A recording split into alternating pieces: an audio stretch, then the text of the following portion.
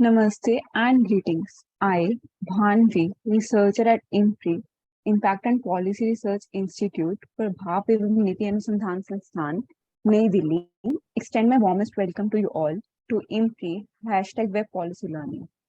Today, we are gathered here for day 3 of a 4-week online certificate training course on ending violence against women, awareness of laws and policies in India. This training program is organized by the IMPRI Gender Impact Study Center, Impact and Policy Research Institute, New Delhi. This course will be chaired by Professor VIBHUTI Patel, visiting distinguished professor at IMPRI. The convener for this course is Dr. Simi Mehta, CEO and editorial director at IMPRI, and master trainer for the course is Advocate Dr. Shalu Nigam. She is an advocate, author, and researcher, Gender and Human Rights, and visiting senior fellow IMPRI.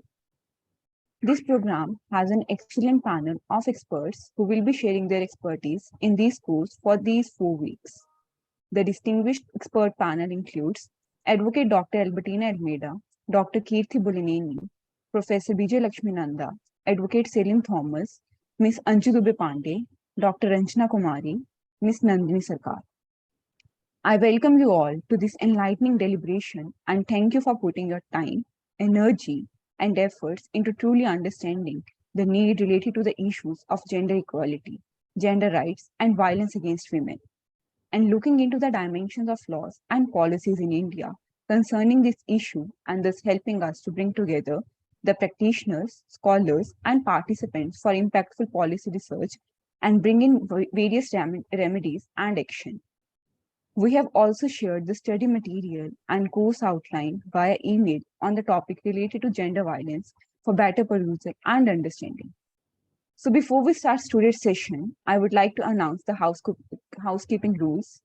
It is imperative that you join the meeting on time. There will be a Q&A session after each presentation. Share your questions in the Q&A box and not in the chat box. The questions must not be posted as an anonymous attendee. Ensure that your questions are precise. Refrain from making journal comments in the question to save time. Our discussion for day 3 will revolve around the theme of ensuring the safety of women in public spaces. Today, we will have special remarks by Ms. Nandini Sarkarji, a training class by Advocate Dr. Shalu Nigam, who will discuss laws and safety for women in public spaces, followed by the expert session by Advocate Selim Thomas, who will be discussing on legal safeguards against violence in the public spaces and workplaces. Now, without any further ado, I would like to invite the chair for our course, Professor VIBHUTI Patel ji, to start the session with her opening remarks, following which we will start today's session. Yeah. Looking forward to learning from the enlightening deliberation. Over to you, ma'am. Yes. Good afternoon, friends. It gives me a great pleasure to introduce, give an introductory remark. First of all, I would like to thank Dr. Arjun Kumar, Dr. Simi Mehta, Banvi, and Master Trainer Advocate Shalu Nigam. It is their teamwork which has made this course such a meaningful, and in terms of participation as well as in terms of discourses we have had in the previous two Saturdays. I greet Ms. Nandini Sarkar, Advocate Selim Thomas, and all the esteemed participants. In the very first day, where the question of women's safety in the situation of increasing violence was discussed, we deliberated upon the varied forms of violence and the intensity of violence which we are experiencing in the 21st century India. And that also resulted in a massive discussion because participants are themselves involved in handling the situation of violence, and they came up with some very important questions about which they wanted to know the processes that were happening, how to cope with the police and the criminal justice system and the shelter homes and various measures, schemes and programs and laws that government has put in place. They wanted to know basically the operational dimension. So we also provided that kind of feedback based on our first-hand experience. In day 2, where violence against women and the legal safeguards were presented by Advocate Albertina and Dr. Shalu Nigam, I think both of them at the ground level experience of dealing with the legal system, and Dr. Albertina focused on the substantive law, that whatever we have on paper, how do we make it more effective, meaningful, and result-oriented. And Dr. Shalu Nigam started with the international and global instruments that we have within India, what kind of provisions there which are there, and how the women's movement and individual women who have addressed this system and the legal system, and what have been some of the achievements, and at the same time some of the limitations that we are facing. Now, today, we are going to focus on ensuring safety of women in public place, for which we have Dr. Nandini Sarkar to make special remarks, and Advocate Celine Thomas, who is also a practicing lawyer, and also Dr. Shalu Nigam. They will be deliberating upon that. But what are women and girls safe spaces? That is the question. Wherever we go, we have been asked these days, especially in the context of extremely low work participation of women, where the major culprit is found to be unsafe spaces, public spaces. So a safe space is a formal or informal, static or mobile place where women and girls feel physically and emotionally safe. Quote unquote safe means that women and girls meet in these places without fear of trauma, excessive stress, violence, or abuse. So women travelers from other countries also find themselves in a precarious position when traveling in India. So there has been a serious concern both by the state and non-state actors to focus on the condition of women who are facing varied forms of assaults and stalking and harassment in the streets and in the public places. India ranks among the top 10 countries for crimes against women, and women do not have freedom of movement the way men have. There are so many cities except for Bombay or Calcutta, or you can say, Chennai, you would hardly see women on the road after sunset. So they also don't have a right to do anything in their own will. So it is in this situation of powerlessness that we need to locate unsafe conditions in the public place. So there is also a debate among the professionals that gender-sensitive architects, which can build clean, well-lit, safely situated public toilets, or restricting the height of the walls around public buildings, that can also create a sense of safety. There have been women's movement has responded to this issue right from the very beginning. After every incident of violence against women, there are candlelight vigils, and women reclaim the night. That kind of campaigns we have seen among the women's organizations like Jagori in Delhi, Akshara is in Mumbai, and the women architects involved in the smart city discourse. They have also demanded safety audit by the Women's Security Scorecard, which is also, like, currently the National Commission for Women has taken up a mission to provide the National Women's Security Scorecard, and the first pilot is going to happen in Vijayawada. So women's safety is not only involves the physical aspect, but also mental conditions, and which often get triggered because of the overall unsafe environment. So safety audit will consider the spaces such as streets, residential areas, parks, markets, public transport. And I think this kind of exercises are very important. So today's discussion is going to be very, very useful in terms of understanding the ground level reality and also the operational dimensions of addressing this issue of women's safety in public place. So in past we have demanded that there should be 24 hours women's compartment. We had a very massive train campaign in city like Mumbai, or dedicated seats in the areas of buses, or the women drivers for taxis, or women only washrooms. But I don't think that is the solution. The problem is much more larger, and I think that we have to deal with the patriarchal mindset in a very, very multifaceted way. With this opening remarks, I think I request our special, Miss Nandini Sarkar, to make her special remarks. Yeah. Thank you very much, Chairperson, ma'am. I'm sorry, am I interrupting? No, I just want to give a general introduction about you. Yeah, Sure. yeah, please. Sure. Yeah. So may I, with your permission, start sharing my screen? Yeah, I think she would like to introduce you. Yeah. Yeah, sure. So I would like to invite Ms. Nandini Sarkar ma'am for a special remark. Ms. Nandini Sarkar ma'am is the Director of Business Operations, SQL Management Services Private Limited, and we are honored, ma'am, to have you this evening. The floor is yours, ma'am. Thank you very much for that introduction, and thank you very much, Chairperson sir, for those very, very, I would say, setting the context in place. My contribution to this discussion would stem from my experience in handling sexual harassment cases at the workplace. I'm very excited to share with all of you, just as you spoke about creating pressure groups in terms of asking for certain infrastructure facilities to make public spaces safe for women.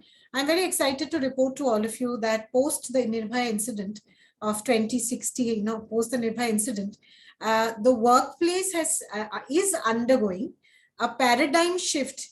So today, just as the government of India is making the principal employee responsible for ESG compliance, environment, social governance was earlier only the government's mandate. But the governments worldwide, and especially in India, found that it's a daunting task and government needs stakeholders. So then ESG, for instance, in this country, has become a mandate for all SEBI listed companies. They have to make ESG compliance a part of their SEBI qualification. So in a similar way, we've seen that post Nirbhaya and post the POSH Act of 2014, and our company SQL has lobbied very extensively with the WCD ministry, with the PMO, because we found that the act was only on paper and corporates were not taking that seriously. So post our lobbying, government did something very significant. The company's accounts rules was amended in 2018 to make the POSH compliance committee reporting mandatory by every private establishment in its annual accounts. So post 2018, every private establishment or public sector organization in this country was given a mandate to publish the constitution of its POSH committee in its annual report. Post that also, the ministry has sent out advisories at least to all PSUs, asking them to report on trainings that they conduct. And in my own experience between, say, 2015 to 2023, the corporate emphasis on POSH training, the corporate, embracing, and when I say corporates, of course, ma'am, as you rightly said, the urban space, the rural space, the semi-rural, semi-urban, it's vastly different.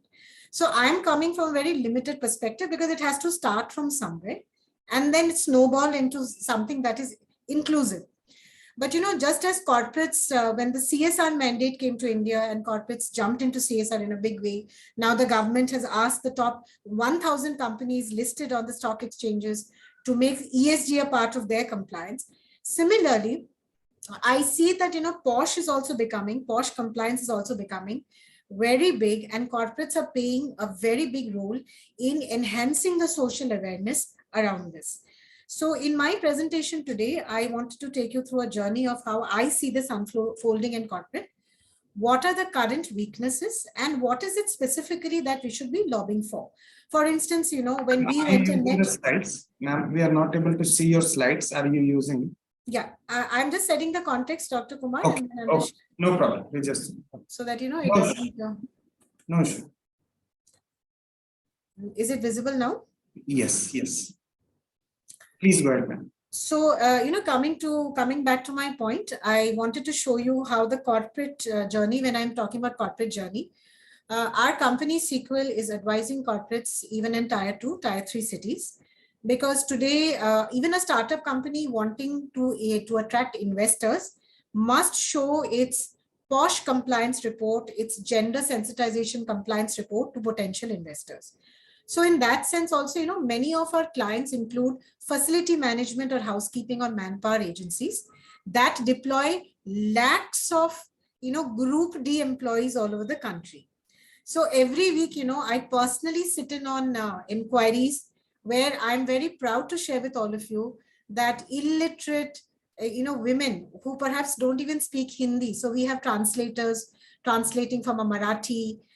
So even, because of the effort that corporate has made to impart POSH training, even a simple housekeeping lady in such corporates deployed at client sites is not afraid to speak up and say that, look, I am not comfortable and I must be heard. So, those are the very positive signals that a startup company, a company wanting to attract investors, an MNC company, a listed company, their journey of ensuring POSH compliance is steadily going beyond copybook or beyond, a mere facade to actually ensuring it at the ground level. It's slowly becoming a part of the corporate DNA. And of course, there's a lot more. And I also will reflect on what suggestions we give to our clients to make it more inclusive and make it more effective in reality. So, one thing I commonly hear is that Me Too is dead. There was a lot of buzz around it at one point, but now that buzz has died down. But, the statistics are very, very different. And from the number of cases that I personally sit in on behalf of my company, across, diverse corporates, I don't think that's the case at all.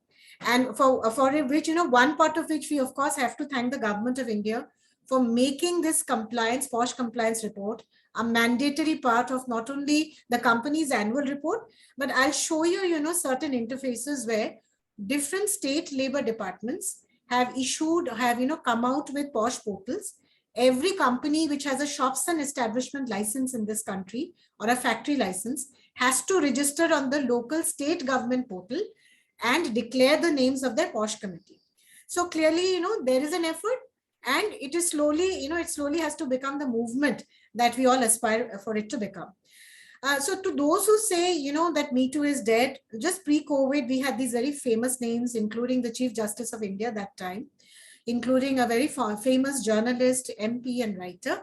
And they found to their horror that they were not let off. So even today, law students, talk about how shamed they were that the Chief Justice of India, his office, the way they dealt with this sexual harassment inquiry is still talked about.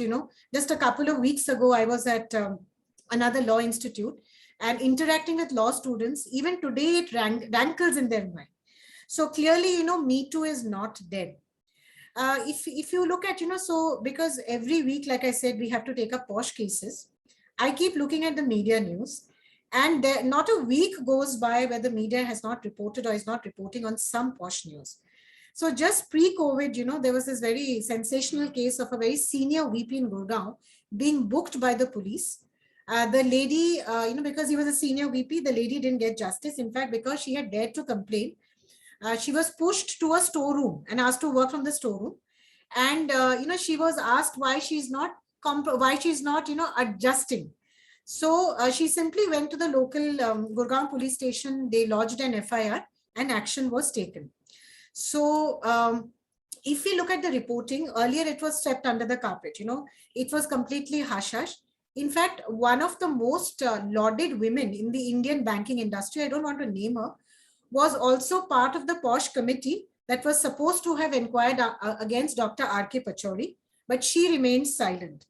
But, so we've come from that era when very highly awarded and recognized women on POSH committees chose to remain silent in cases involving high profile figures like Dr. Pachauri, but they remain silent. But today, if you look at the reporting that the Nifty 50, the top 50 companies on the National Stock Exchange, in FY 2022, post-COVID, when work from office started, they actually reported a 20% increase in sexual harassment cases. This included a number of leading PSUs like SBI and Indian Oil. And the BSE top 100 also reported that sexual harassment cases had climbed up by 27%. So this is a very good sign that corporates today are no longer ashamed to say that these things are happening. And the number of invitations that our company gets from PSUs to talk to senior management personnel about the impact or ramifications is clearly a very encouraging sign that people mean business. Also, again, to address those rumors that Me Too is dead, a very sensational recent news is the case of suicide by this young BHEL employee. She was working in the finance department, and ultimately, because no action was being taken by BHEL, she committed suicide, and she was married. So, just 2 weeks ago, I was having this discussion with Paradip Refinery, where we were asked to conduct a POSH training for the senior most management. And I specifically showed it to them. And the response from their side also was, that this media reporting, the relentless media reporting, is also an incentive for them to be careful about their reputation and to be careful not to sweep things under the carpet. And rather, they said that as a leading PSU, their intent was actually to walk the talk, which is why, their senior people also come for these trainings. Also, if you look at the, media not willing to be gagged and the media being very alert, recently, these are all 2023 news. We know about the minister in Haryana. It became such a big news.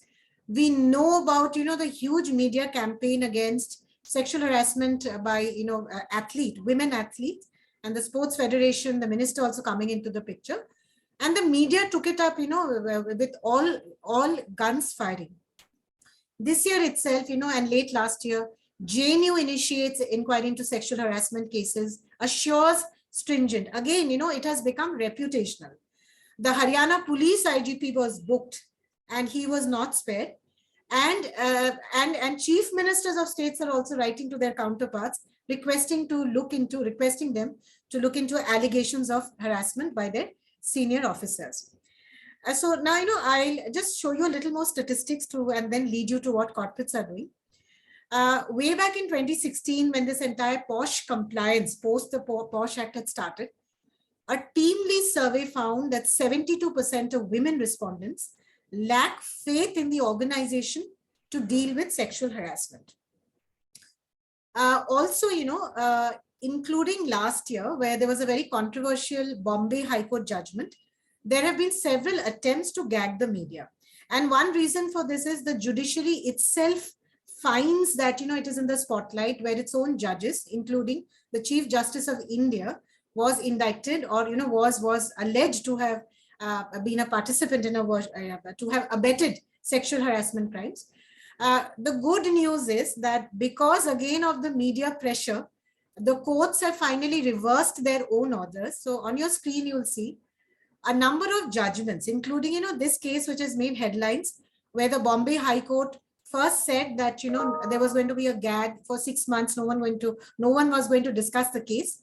Later, it came back on its own statement and clarified that this order was case specific and not meant to be a gag on reporting sexual harassment cases in general. And, in this entire movement, the network of women in media also has played recently a very important role in highlighting these issues. And like Madam Chairperson said, their effort ensured that it went beyond a candlelight vigil and it became a part of the social consciousness, which we are seeing in this country. Because, our company Sequel handles not only sexual harassment or POSH, but for the last 21 years, we have worked at the grassroots level in ensuring labor compliance, where, labor, whether it is man or woman, they get their labor rights, they get their minimum wages, they get minimum working rights. So all these issues, we have seen that the social awareness, the government intent to do better is clearly there. So with these facts and statistics, what we've summarized is that from 2014, when the POSH Act came into being, to 2016, when TeamLease reported that 72% organizations were yet to get their POSH compliance going, to today. So what has changed? So let's quickly have a look. So, very briefly, while of course, we have very learned advocates who take us through the law, very briefly, we explain to people that in this country, there was a paradigm shift after Nirbhaya. So unfortunately, it takes a martyr or it takes a sacrifice, for laws and people to change. But that's what happened in this country before 1997. A woman could only report a sexual harassment, not as a sexual harassment, but as an obscenity. And she was completely at the mercy of the local police station, which decided in its wisdom whether it was a case of obscenity or not. But post Nirbhaya, today there are civil and criminal laws, and sexual harassment, which was earlier not even a part of the Indian Penal Code, has now become a part and parcel of the lexicology. So, apart from the civil recourse today, of course, is the act that we all know, the prevention, prohibition, and redressal of women at the workplace. Very few laws in this country actually have such long titles. So here, when we conduct POSH trainings, we deliberate what does the law mean when it says you prevent? What does it mean when it says you prohibit? And of course, what we are all interested in, what is the redressal system going to happen? Then, of course, the landmark section 354A, which became a part of the IPC, which, Madam Chairperson, as you pointed out, even makes stalking a woman online a criminal offense. So this is huge. Now, in this country, and many legal experts have told us this law is even better than the law that we find in many Western countries, such as France. So they say, in this section 354A, even stalking a woman online, because in the course of handling POSH complaints, there are many, many complaints today of women who are being stalked on their Facebook profiles or through their LinkedIn handles. So, the cyber terrorism or cyber stalking is also a reality today. And that also now in this country under section 354A is a criminal offense. So that's a very good change. And, I started with this saying that as a result of Sequel's lobbying with the PMO and with the WCD ministry, the Ministry of Corporate Affairs brought this amendment in 2018, which makes POSH, the constitution of the POSH committee, a mandatory reporting by every company in this country today. So, as a further, and of course, then COVID kicked in, so we weren't able to make further representations. But the next level of representation that we have been seeking to make to the ministry is this, and to the minister herself is this, that why only the constitution of the committee, get companies to report how they have disposed of cases, get them to actually analyze what type of cases are coming. And, this also must be put on the public domain, that what type of cases you've received, what time you've taken to dispense. And the whole debate over the last 3 years has been around suo motu cognizance. That if I see something happening, do I take suo motu cognizance and act on it, or do I wait for somebody to actually file a complaint? Just this morning, I sat in on a POSH inquiry against a very senior person in a factory. And, they were discussing, I heard some of the HR discuss, and they said that, if the lady, and the lady is a substitute worker, she's come in the place of a person who's gone on maternity leave. So one of the discussions that I heard was that suppose the lady doesn't want to file a written complaint, then shall we just drop the matter? The answer is no. Over the last 3 years, leading legal organizations, leading legal firms have initiated an excellent online discussion on suo motu cognizance. And in fact, our own training to corporates has been on take cognizance, and don't be, gripped or bound by the confines of law. So suo motu cognizance, that keeping your ears and eyes open, training the committees of companies to actually play their role in letter and spirit, that, is the next part of our campaign. So as far as the government is concerned, our recommendation would be that apart from the constitution of the POSH committee, get the top companies to report on the cases, the contours, and also what is the follow through. I wanted to, share one concern with you among companies. We are seeing a lot of knee-jerk reaction from MNC companies. So, if there is any allegation of sexual harassment, they are simply terminating the person, the accused, without conducting an inquiry. And that is not fair. Because, another alarming statistics that I want to share with you, that at least in private sector and PSU companies, the number of false complaints is also on the rise over the last 3 years. And there is a KPMG study which points to the fact that most of these false complaints are being filed after an annual performance appraisal.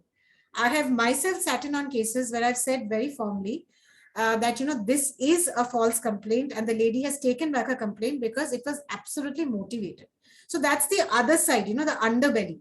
Just as we've seen in the Dowry Act, that though it was a much needed act, but some people, brought it to disrepute by filing those false complaints. Also, like I said, apart from the company's accounts rules, different state governments have launched these kind of portals where only the constitution of the committee has to be reported. But what is the action they're actually taking? The government is, has not been taking any reports on that. So that's the next level, that the advocacy needs to take. My question to the WCD minister would also be that some years ago, the WCD ministry launched the SHE portal. So they said, any woman in this country, whether she belongs to a private sector, public sector organization or central government, can anonymously lodge a complaint online. But the ministry, has been very slack in not giving us case studies. How have they disposed of those cases? We have no idea. So this also, is a glaring lack, that you've put up a SHE box, but you're not, and they're also reporting so many thousands of cases, but what have you done with those cases? What is the education that you can impart? The ministry did very credible work in coming out with a training manual, just after the POSH Act was launched, and we also were campaigning with them that corporates are not conducting trainings. Then to help corporates, they came out with a beautiful training manual. But post that, there's complete silence on the SHE box. So, we need to take this up with the ministry and we need to ask them what they're doing. Another question that I would have is for the Home Ministry. The Home Ministry also, did a very laudable, they supported this movement by coming out with a national cyber crime portal against women, where, all the local police stations have been advised to take cognizance of online complaints. But in action, it's not effective. It's not working. So here also, we need advocacy. We need a representation to the Union Home Ministry, asking them to show us how they've disposed these cases. Because, in a number of seminars that I attend online and offline, many women come and approach me and say that, how do I approach the local police station? I've approached women groups, but they've not been able to help me. And, there are women who've spoken to me of sexual harassment at home happening at the hands of relatives. And here also they've said that despite, all these organizations we see listed online, it's not happening. So in Calcutta, we approached, there's a portion of Calcutta, it's called Newtown, where we did a campaign with the local police stations. And the police then told us, that they'd like to extend this training across all stations to sensitize local thanas, how to look at, POSH complaints. But unfortunately, because COVID kicked in, that hasn't happened. But this is the work that I see. So those who are advocating this cause, women's organizations, women's NGOs, my appeal to them would be that conduct trainings with the local police stations, make a representation to the Union Home Minister, and see this, coming into action. That's the need of the hour. I also wanted to share with you, like I said, that there's growing transparency, there's less shame. Today, there's less shame. So in this country now, we are talking openly about same gender marriages. So in this country, it's not taboo anymore. That's the good news, at least in urban areas, at least in, the kind of corporates that we deal with, which are listed companies, manufacturing companies, facility management companies, manpower agencies, there is no shame. There is a clear acceptance that it's a serious issue. It must be addressed. That's the good news. But also, another interesting thing that is happening in pockets is that the Bangalore Labor Office. So, suppose you can't approach the local police station because they're not taking cognizance of your complaint. Your local internal complaints committee is refusing to look at your complaint. The Karnataka government has done good work. The Labor Department has passed, a series of landmark judgments to women who approach them. One such judgment order is on your screen, where a senior manager of an IT firm was not only demoted, but asked to pay 50,000 rupees as penalty every month for 5 years. And his promotions were also put on hold for 3 years. But, again, more interaction needs to happen with the DLC, because, the dichotomy here is that the Prevention of Sexual Harassment Act, the owners are the Ministry of WCD Ministry is the owner, but the officers or the designated officers who are supposed to ensure its compliance is the Labor Ministry. So that clearly is a contradiction which needs to be resolved. Coming to the flip side, I was also sharing with you that we have seen some MNCs who are so overly concerned about their reputation, they are not even conducting inquiries. And this is also leading to unfortunate cases of suicide by the accused. And this was one such reported case concerning a senior vice president of GenPact in Gurgaon. So clearly, just to summarize, because I have a 20-minute slot, our experience between 2015 to 2023 is largely positive as far as corporate India is concerned. Because of a series of accompanying or subsequent government legislations, online reporting of the POSH committee, they're very careful. Investors have also ensured that this is part of social governance under ESG, otherwise they're not going to get funding. Corporates that are going in for listing are now very conscious about how this is being tackled. So what are the gray areas? The gray areas, the two government departments coming together, the Ministry of WCD, which is the owner of the law, and the local labor department, which is supposed to ensure compliance under this law. They need to extend their canvas. Like I said, you are only asking companies to report the constitution of the committee, but how are they handling their cases? Nobody knows, unless somebody takes them to court. Secondly, the police, more trainings to be conducted with the police, a representation to be made to the Union Home Ministry, asking them to look at these figures and asking them, for more engagements on a regular monthly basis with local thanas for this kind of sensitization to happen. And thirdly, as part of surveys are showing that even today, men in power or supervisors are reluctant to come for trainings or even to take them seriously. One part of it is unfortunately because senior people from the judiciary have been involved. They appear to have got away with it. The fast track courts have not been set up. But while these are blips and bumps, the larger picture is very encouraging. I was also sharing with you the way we've amended the criminal law to support sexual harassment compliance is far ahead of what many other countries have done. So that's all the good news, and the intent is excellent. Now, if somebody can get all these stakeholders together, then it's really going to bring about that sea change. And on an end note, I wanted to share with you that we have also advised IFTDA, which is the Association of Indian Film Directors. And I have personally sat in on very high profile cases concerning very high profile actors. And as a result of those efforts today, even, we are told in the Bollywood film industry, when a woman is being auditioned, they ensure that another woman is present. So clearly the mood in this country is to be compliant. The social, the social conscience in this country has seen a sea change. We are no longer a country of passive, silent observers. Whether it is a candlelight vigil or whether it is protesting for 13 days on the trot for a Nirbhaya whom we did not know. Those scenes, at India Gate, where thousands of people for 13 days in the cold Delhi winter sat and fought for that so that the law was introduced, is very encouraging. So thank you very much. With this, over to the chair. Thank you, ma'am. Now I would like to call upon Vibhuti ma'am to share her views.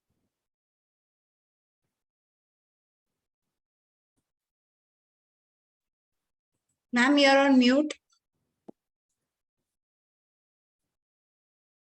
Yeah, thank you, Ms. Nandini Sarkar, for such a powerful presentation and very well documented cases that you studied and also provided the gap analysis. I think in short, your presentation conveys that whether there are small or organizations or big organizations, they need to have a very well-defined policy for safety of everybody, all genders, because I don't say it should be only about women, but even the transgender people in the companies, they also face a lot of harassment.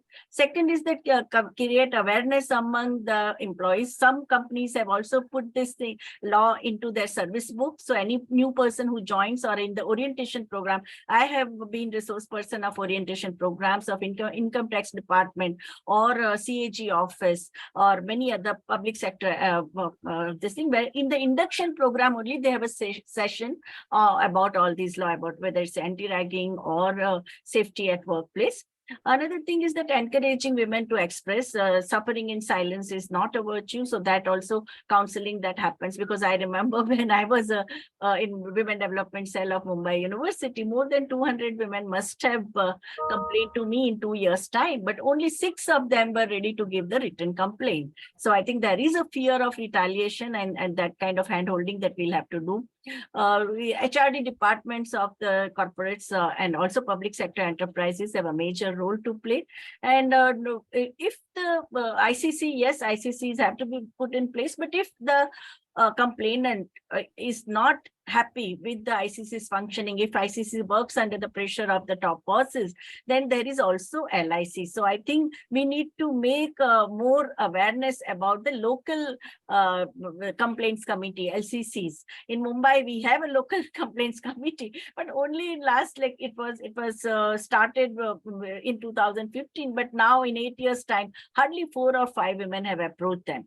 During the lockdown, when the online harassment was happening, at that time, I think this LCC, like Anaga Sarbuttar, who is a chairperson of LCC, she made an extra effort to reach out to women who faced, whether they were teachers or working in the company or working from home, when they faced this thing. And as a result of which we see now, even UNFPA has, and Population First have also come up with the short videos that what can be done when there is an online harassment. So I think we have a long way to go, as Nandini Sarkar also told us that there are gaps where at some places, but we also need to, the kind of challenges we are facing vis-a-vis criminal justice system, vis-a-vis the company's overall culture, ecosystem in the workplaces, I think we need to make a collective effort to change the mindset of everybody. So I think it was a very, very enlightening and very educative presentation, Ms. Sarkar, you have made. Thank you. Thank you, ma'am. Now I would like the audience to ask the questions in the Q&A box.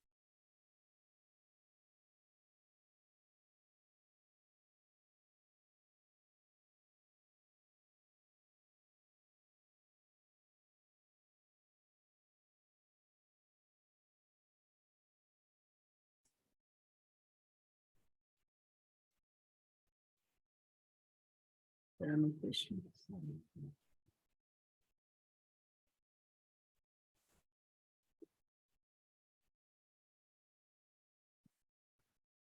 I would request Rohini Chandra ji to unmute herself and ask her question.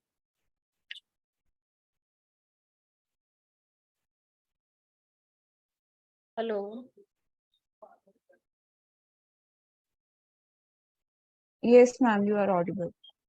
Yeah. How do we encourage the people, especially females, to launch the complaint when they are suffering with this kind of incident? This is the main problem while working as an NGO we are facing. They don't want to come forward and do complaint. We played a skit over there and asked them. Yeah. So, Rohini ji, that's a very important question. So the way we've addressed it is that we're saying that, okay, you don't have to write the complaint.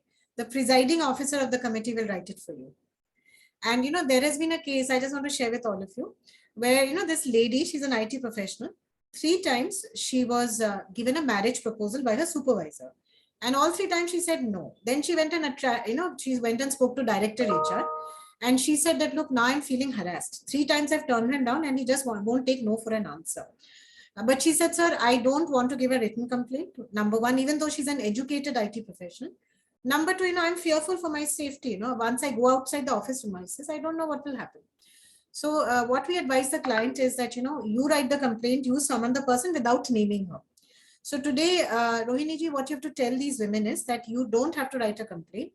Just come and speak to the presiding officer. She will file your complaint. So that's what I meant when I said that, suo motu cognizance has to be the letter and order of the day. There is a very significant judgment, Rohini ji, given by the Goa division of the Bombay High Court, which has bypassed this limit of 3 months. So the POSH Act says within 3 months, a woman must report her harassment. It says no. Traditionally, this has been a patriarchal society where women are afraid to speak up. So they've said no time limit. And there is a case that I sat in Bollywood, which was 20 years old. I don't want to name the actors here, very well-known actors. But because of that judgment, a 20-year-old case was heard by the POSH committee of IFTDA. So clearly, that is very encouraging. The news that all of us have to spread as ambassadors for this cause is, you don't have to write the complaint. We will write it for you. By we, I mean the the designated POSH committee. If you don't want to be named, we'll not name you, because the intent of the law is not to name people. The intent of the law is to redress. So for that redressal, without naming the lady, the accused can be summoned and the accused can be monitored. And if the investigation shows that he's truly guilty beyond acceptable limits, then of course action has to be taken. So in this way, the manpower agencies or housekeeping companies that we are working with, simple, humble women who are cleaning toilets, they are coming forward in hundreds. And this is just one company I'm talking about. They are coming forward in hundreds on a weekly basis to report, because they know कि मेरा नाम कहीं नहीं आएगा, but I will be heard. So that's the good news that we have to spread. And that's the training that we have to give to the internal complaints committee, that this is the way you should handle it.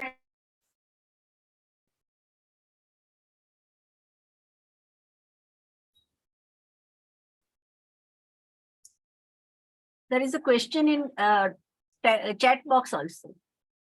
Ayushi Bhati. Okay, Ms. Aisha, would you like to ask that question?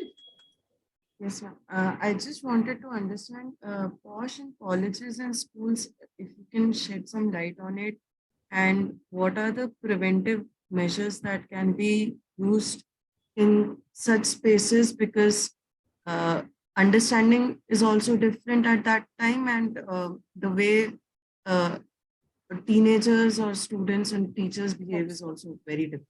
Yeah, you're absolutely right. In fact, just this morning when I was discussing this POSH case, and the complainant described the kind of behavior that she had been subjected to, being waylaid in the corridor, somebody just coming and standing close to her, trying to pat her, trying to strike up conversation, asking personal questions. It took me back to my DU days. Delhi University in the 1990s, just getting on a university DU, university special, used to be a challenge for women, because you were going to be groped. Even today in the national capital, getting on a bus is a challenge for most women, because they're going to be groped. So, and I also reported to you that in a recent statement, JNU has said that it is going to take very swift action against the sexual harassment complaint. So at a corporate level, to make this a mass campaign, what we have done today is that we've created very small, like you mentioned, like Rohini ji mentioned the skit. So we've created case studies or stories, because if you tell people section 6, rule 7, kisi ko yaad nahi rehta hai. But if you tell people the stories, like a Pink, even today, all of us who have watched the film Pink, we can still talk about it, right? So what our company has done is, we've also sort of created stories, created plays, and through that, in different languages, we've created awareness. So the whole purpose of, creating those stories and those videos was to tell people कि कैसे complain करना है, किस चीज की आपको, किस चीज से आपको सावधान रहना है, like false complaints से सावधान रहना है. Our campaign has been very balanced, because as I shared with all of you in my personal experience, number of false complaints is going up. So in a very balanced way, our campaign has been, कहानियां बताइए, और जो IC के committee members है, even in colleges and educational institutions, you need to train the teachers, you need to train the staff, you need to train the students. So have these e-modules. Just as, chairperson ma'am told us that most companies today make it a part of their induction. कि जब किसी को induct करना होता है, उसको एक module, आपने बोला कि POSH का compliance, it's module based ma'am, because no trainer is coming and conducting the training physically. वो उनका वीडियो बना होता है, बोलते हैं कि इसको देख लो, और उसके बाद there's a refresher test, उसको भी test भी दे दो to show your understanding. But that is very superficial. I've seen those kind of trainings, कोई impact नहीं होता है. Impact hai when we look at the core concerns. A, that people are afraid to speak up. B, in my own experience, काफी लोगों को ये भी मालूम नहीं है कि sexual harassment होता क्या है. Sometimes people are settling grudges. So in schools, colleges and educational institutions, e-module for the faculty and administration, e-module for the kids who are going to those institutes, to tell them very clearly, these are the case studies, and this is the way suo motu cognizance can be taken so that your confidentiality is protected. I think that should be the way, to make it effective. There was another question, like sometimes people do not understand what kind of, I mean, if they're going through any sexual harassment issues or not, like gaslighting happens, or Yeah. so how do you clearly define, or where do you draw that line where you can actually say that this is happening to me or not happening to me? Yes. So, again, through case studies, what we've done is we've created 3 zones: red, green, and yellow. So, I'll share one extreme case of yellow zone behavior with you. Now, here is the supervisor. Recently, he has been transferred to this new assignment. And from day one, he's very unpopular with the staff. And this is, the supervisor of a facility management company. His job is to ensure that airports are kept clean. So he has to work with, housekeeping staff. And his whole approach is, to throw his weight around to bully them. So as a result, he has become very popular. Nobody listens to him. Now, the airport has told him that kuch toilets hai, isko jaldi se fix karaiye. Next 2 din mein the toilet has to be fixed. So a lot of plumbing materials have come in. Now, there is a silent resistance against him. Nobody wants to cooperate as per the protocol. Now, the washroom has ladies' washroom. As per the protocol, this male supervisor cannot go to a ladies' washroom alone. He has to take the ladies' superintendent. But now he's afraid to ask her to accompany because he is so unpopular. She has already flatly refused him. कि मुझे आपके साथ नहीं जाना, आप किसी और को ढूंढ लीजिए. And in Bombay, people are very straightforward. मुंह पे बोल देते हैं. But this guy is under pressure because the airport authority has told him that within 2 days, the toilet has to be fixed. So, in a very indiscreet way, 12, he just tries to barge into 12 in the afternoon. He tries to barge into the ladies' washroom.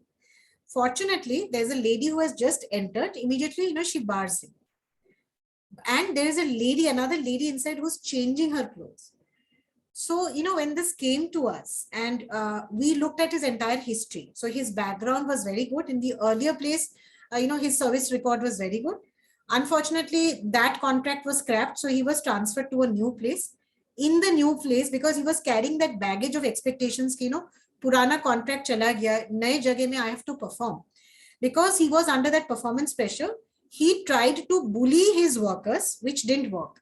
So in an indiscreet moment, he tried to enter the ladies' washroom unaccompanied by another lady. So, technically that is yellow line behavior because it's the first time. And when the lady stopped him, he didn't forcefully try to enter. He gracefully backed away and he said, "Ki theek hai, jab ho jata, I'm sorry." He said, "I'm sorry. And jab ho jata hai, aap mujhe bula lijiye." So, through these modules that we've created, through live examples, again, our entire training is never about section and rules. Ye hua tha, ये red line behaviour है, ये हुआ था, ये yellow zone behaviour है, और ये चीजें ग्रीन बिहेवियर है. So, that's the way you have to educate people to understand what is happening to them, to what extent they should tolerate and to what extent they shouldn't tolerate. Interestingly, in my experience, those corporate clients which conduct frequent trainings, their people report the slightest incident. They want to check and they have the confidence that there is a committee here which is very agile and which will at least listen. The other thing is we've told women very carefully, very in the course of those trainings, we've explained to them that don't think every complaint is going to get into an inquiry with publicity. First, the committee in its wisdom will decide whether it is red light behavior, yellow light behavior, green light, and then only it will tell you either it will go in for a conciliation, ek baar hua hai, galti se hua hai, it will not be repeated.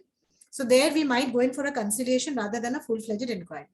So I've seen that those companies that have over the last 5 years created this steady, ground level, grassroots level to top-down approach, to top-level approach, they are succeeding in actually creating a space where people feel safe to speak up. But that at the end of the day is, very, very largely dependent on the intent of the management. And today there are economic incentives for that. Today, your SEBI rating is dependent on your reputation. Today, your investments, investors will only invest in your company if your corporate governance record is good. So those are the tools that, we use, or even before we use, the top companies that come to us for training are aware that without this compliance certification in practice, they will not get those investments. So that's the way, we try to educate. Thank you. Thank you, ma'am. It was really an enlightening session. Now, our next expert for today's session is Advocate Celine Thomas G. She is an advocate at Celine Thomas and Associates, Bangalore. She will discuss on the topic of legal safeguards against violence in public spaces and workplaces.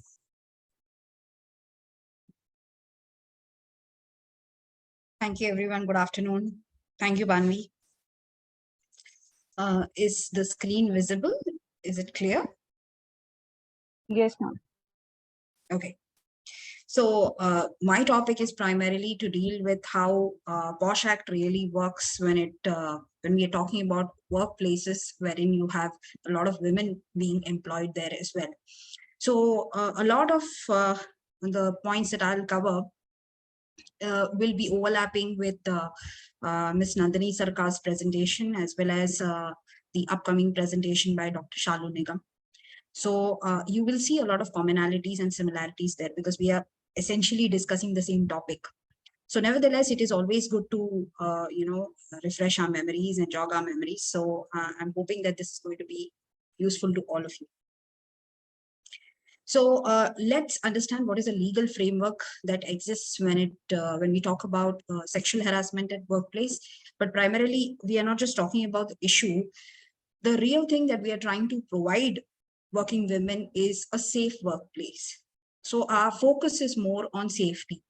And how do we go about providing safety is first is to create a safe space, which will become the employer's responsibility and the government's responsibility to oversee what the employer is doing. That's where the POSH Act comes in, because the POSH Act sets the regulation in place, which ensures that the employer has to comply with it, and as well as the government to ensure that there is a mechanism wherein all the reporting happens on an annual basis.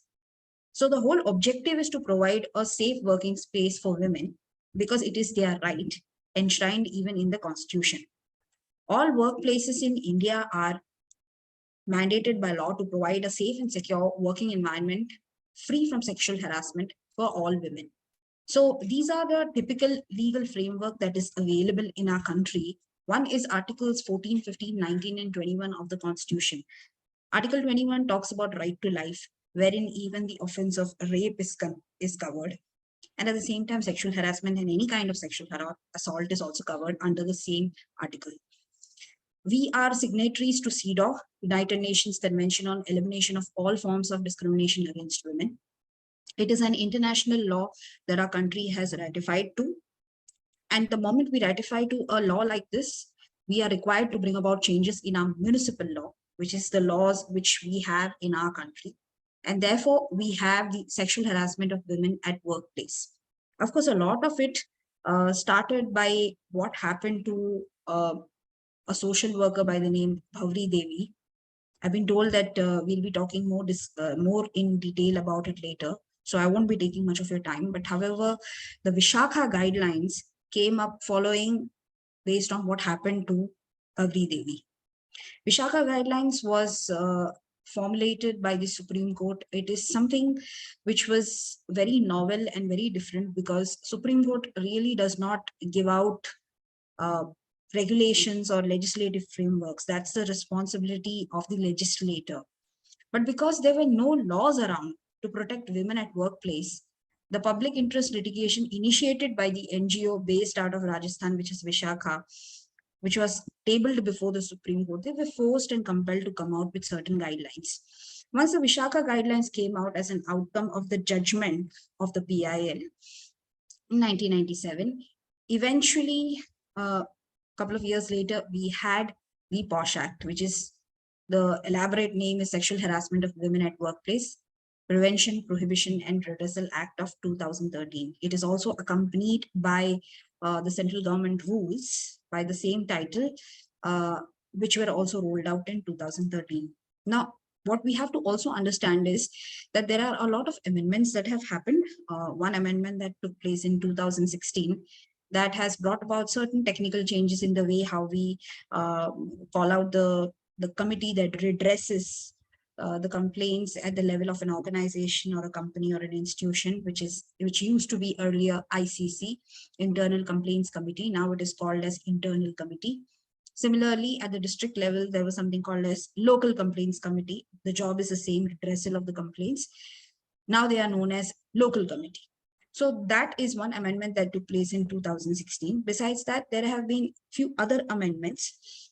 The company's law has included in its latest guidelines in 2019 is when the amendment was rolled out, wherein it requires that all the companies which are registered with the ROC in their annual report to give a clear-cut tabulation on as to how much expenditure has been made with respect to training and gender sensitization of employees. They have to report that and how often those trainings have taken place and how much they have spent on it.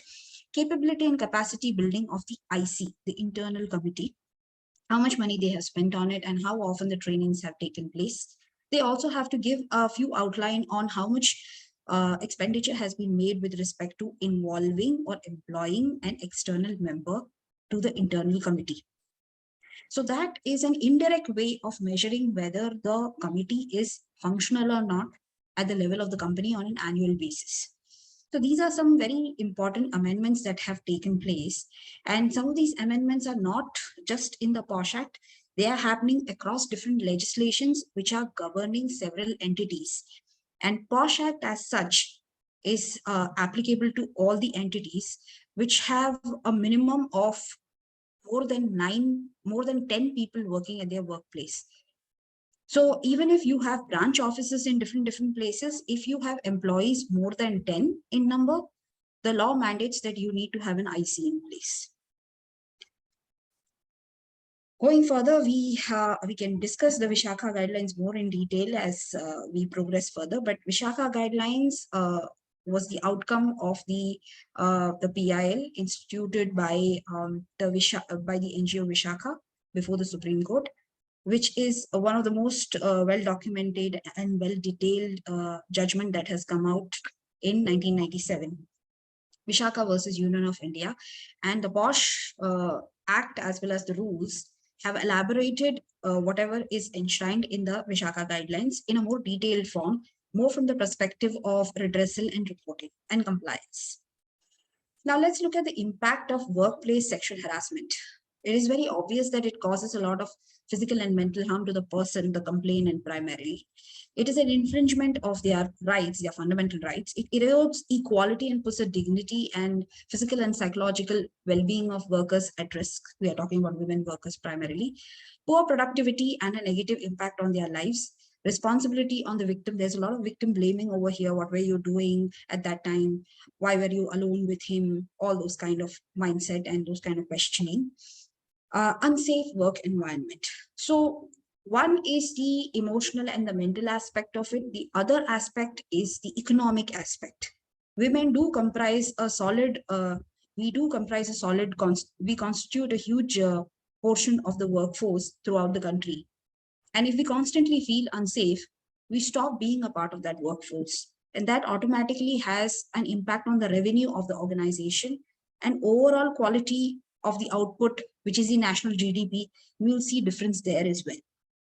So safety is not something that we can just talk about as a punchline. It is a bare minimum necessity so that work is possible, so that women can step out. Women can be brave enough in doing the work that they are really good at. Now I'll be delving more into the details of the Act. What does the Act teach you? In toto, it covers the offenses of sexual harassment and hostile work environment. The jurisdiction-wise, the space that is covered is what we define as workplace, which we'll go into in more detail in further slides. Applicability, to what extent is this Act applicable, the scope and to whom it is applicable to, who are the complainants, who are the respondent, who are the witnesses, and to what extent it is applicable. Redressal mechanism, which is the IC and the LCC, and the appeal mechanism once the inquiry report comes out.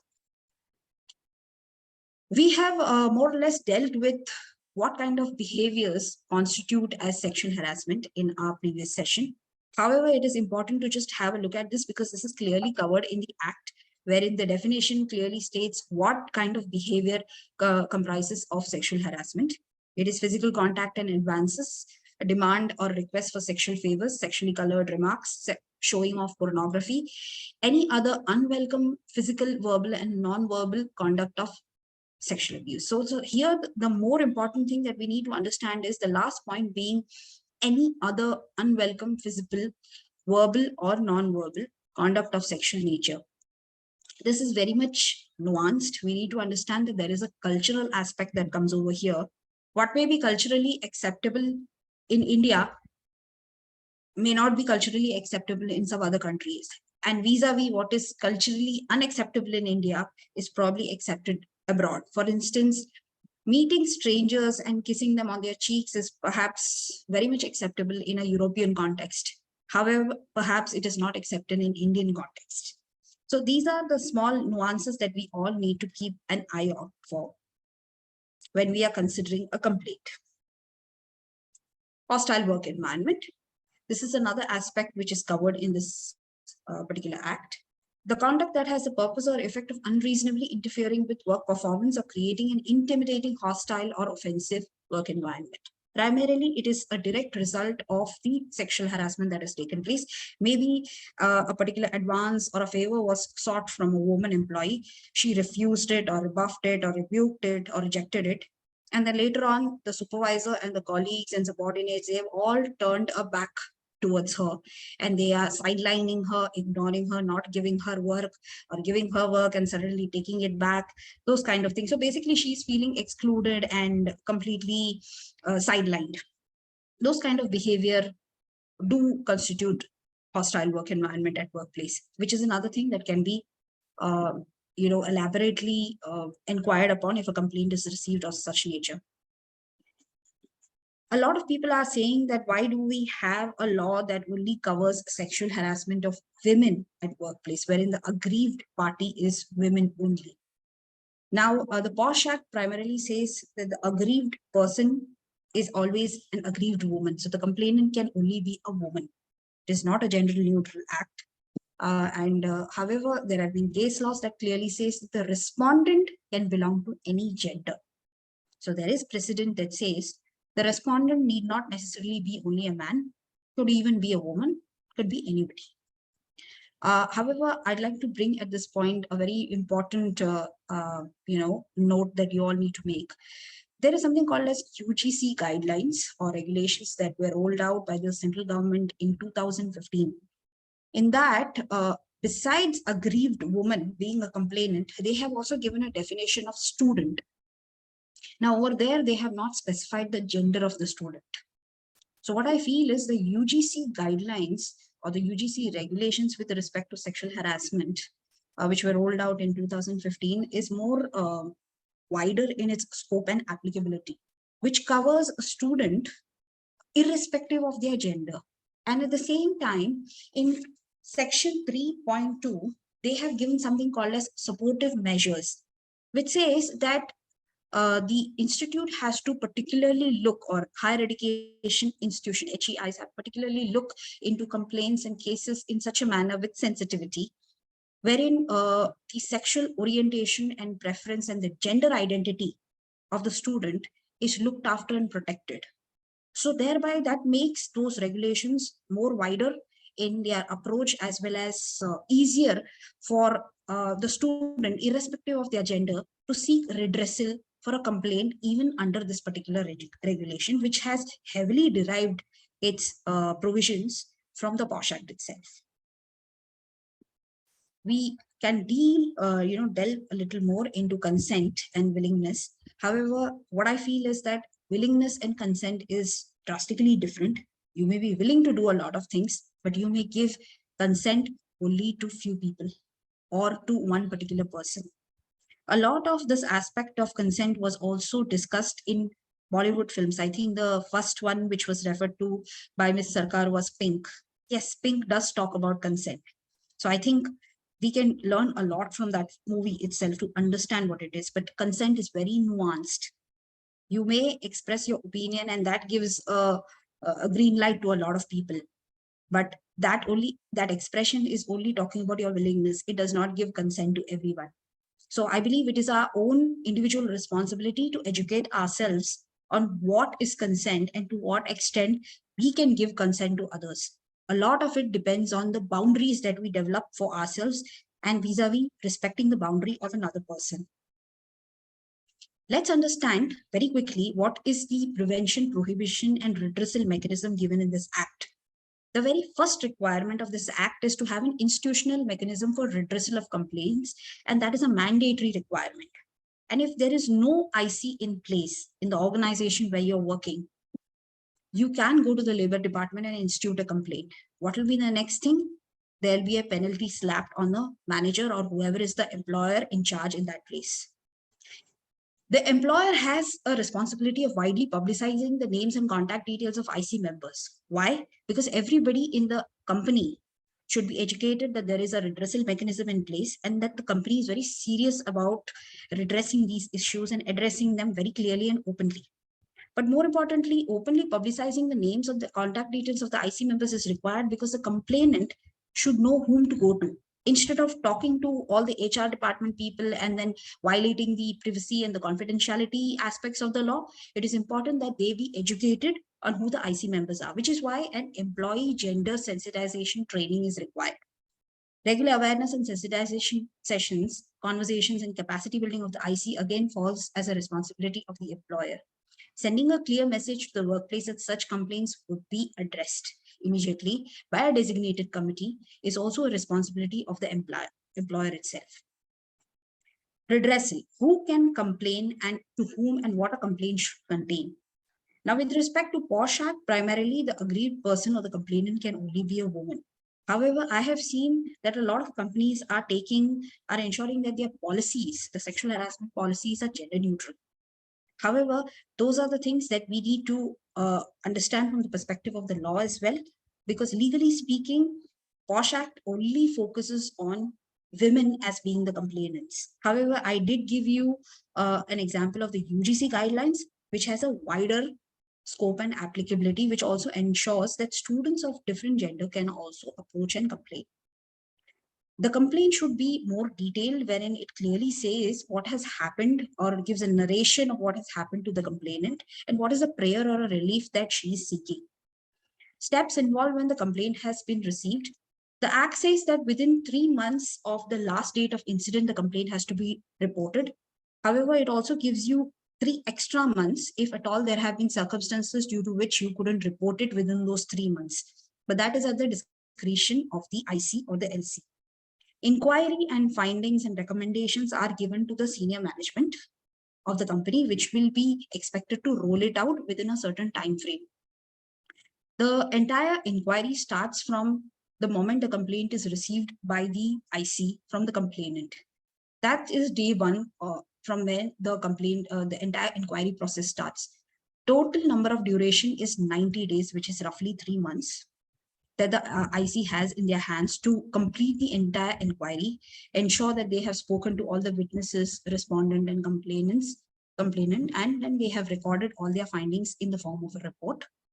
And at before the 98th day, they have to submit their report, which includes a recommendation, which could have a penalty, or it could be something like wherein they didn't find anybody guilty, and they have to report it to the senior management and ensure that the recommendations are rolled out, and primarily the responsibility falls on the presiding officer.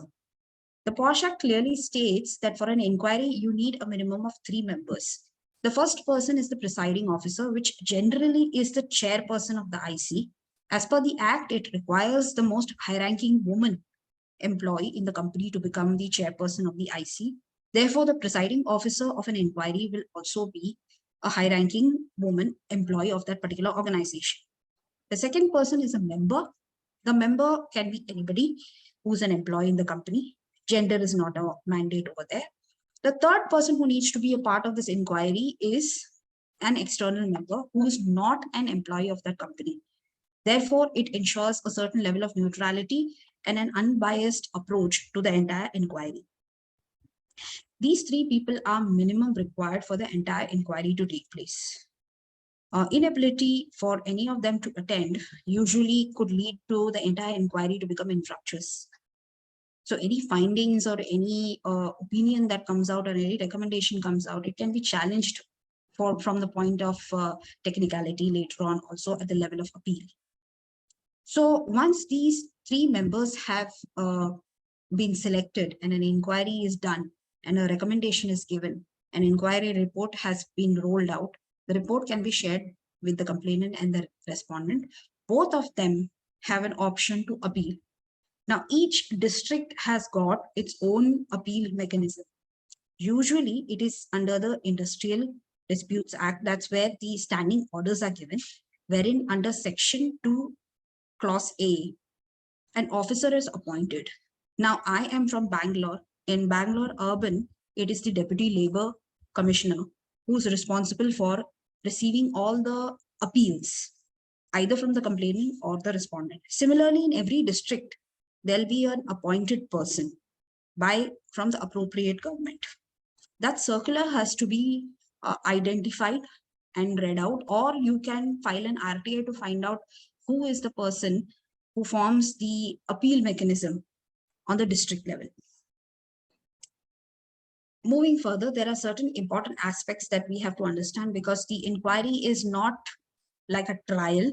It is an inquiry only, and it is more about appreciation of what is tabled before the committee in terms of what the complaint contains, what are the witnesses saying, witness statements, and the evidences that are produced. A lot of the time nowadays, we have in public places or in office workplaces, we usually have CCTV footage.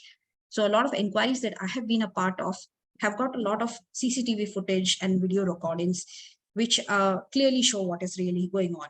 So it is something that is not refutable very easily.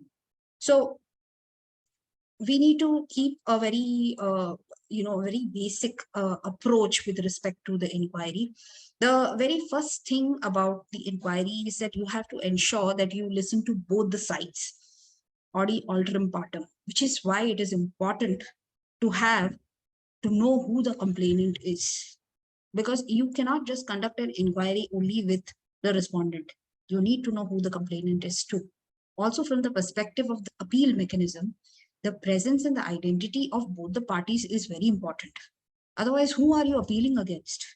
That is the question mark that comes in. That's why you have to hear both the parties. This is one of the most important principles of natural justice. The other one is, if one of the IC members, who's also an employee of the company, is accused of something, is accused of sexual harassment, clearly that person cannot be a sitting member in the inquiry. So you need to identify another person to do that. That is another aspect of principles of natural justice. The third thing being a speaking order or an important decision, which is a reasoned decision. These are the 3 important aspects of conducting the entire inquiry from the perspective of natural justice. There is also something called as conciliation. So a lot of times when an incident takes place, even before the complaint reaches or just immediately after the complaint reaches the IC, both the parties may have arrived at some sort of a consensus or a understanding that, okay, you forgive me, I will probably do this or I'll comply with that.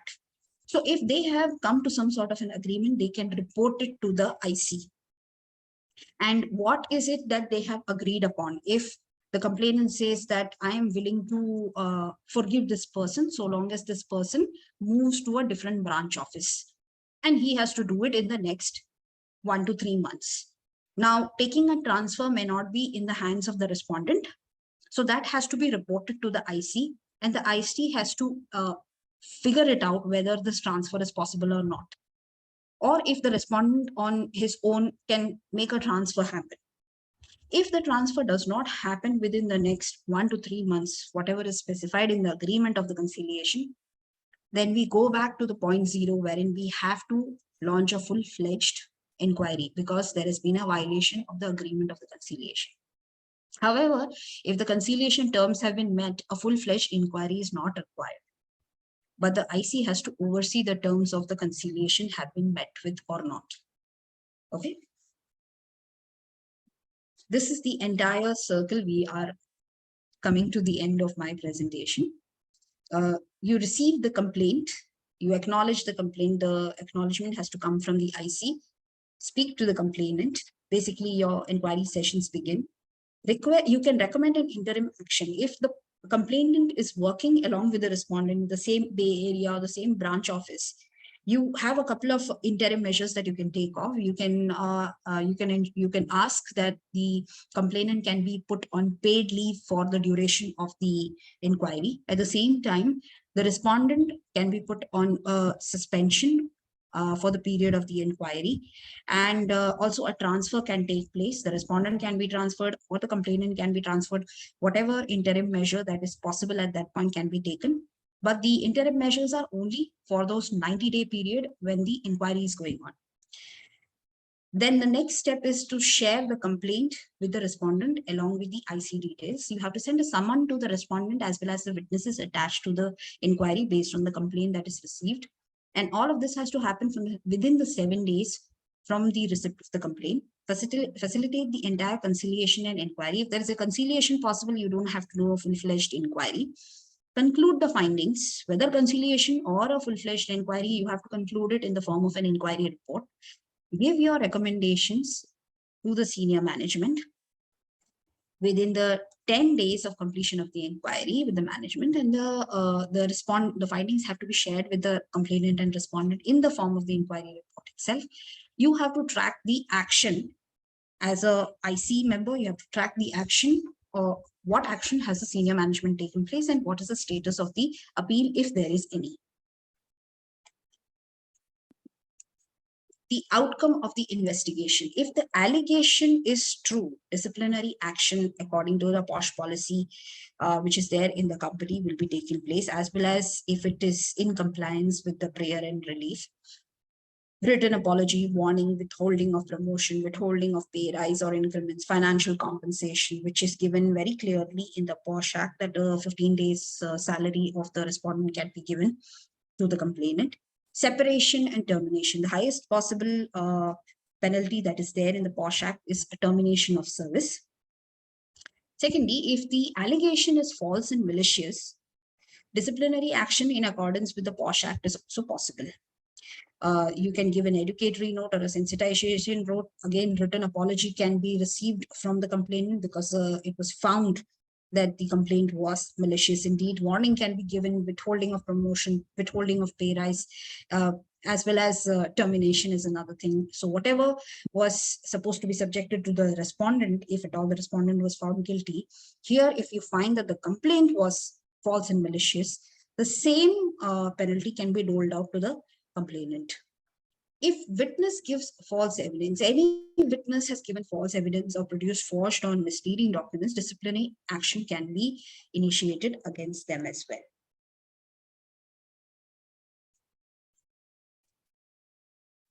There is a case law with respect to false complaint, which was given out by the Supreme Court of India. I have given a citation of that.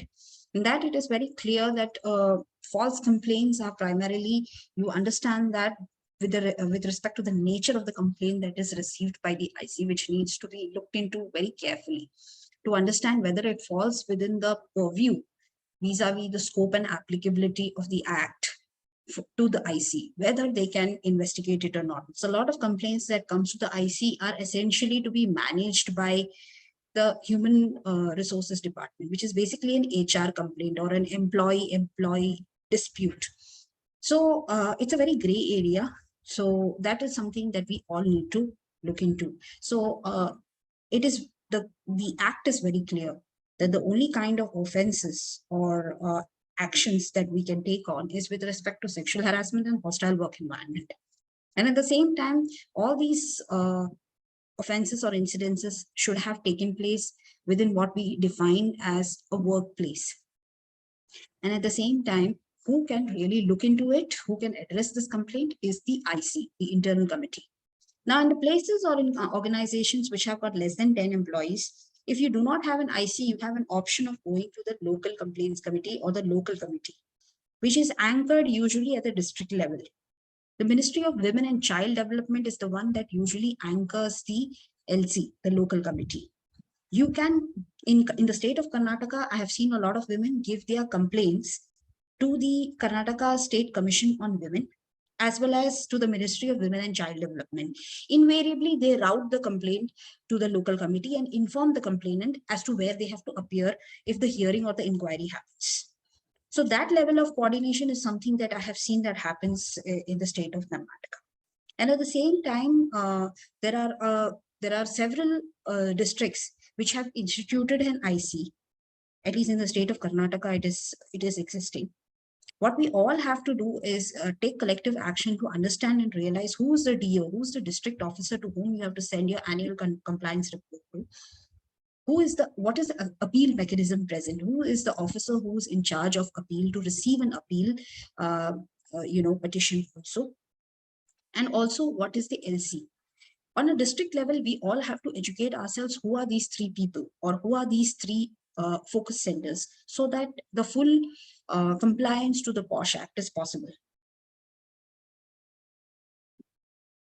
There are a couple of case studies that I would have loved to discuss, but at this point, I believe there is a lot of technical topics that we have covered, a lot of provisions we have covered.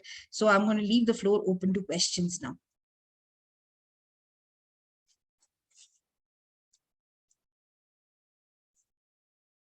Banvi, you want to take over? Yes, ma'am. Like before moving to the Q&A session, I would like to call Vibhuti ma'am to share her view.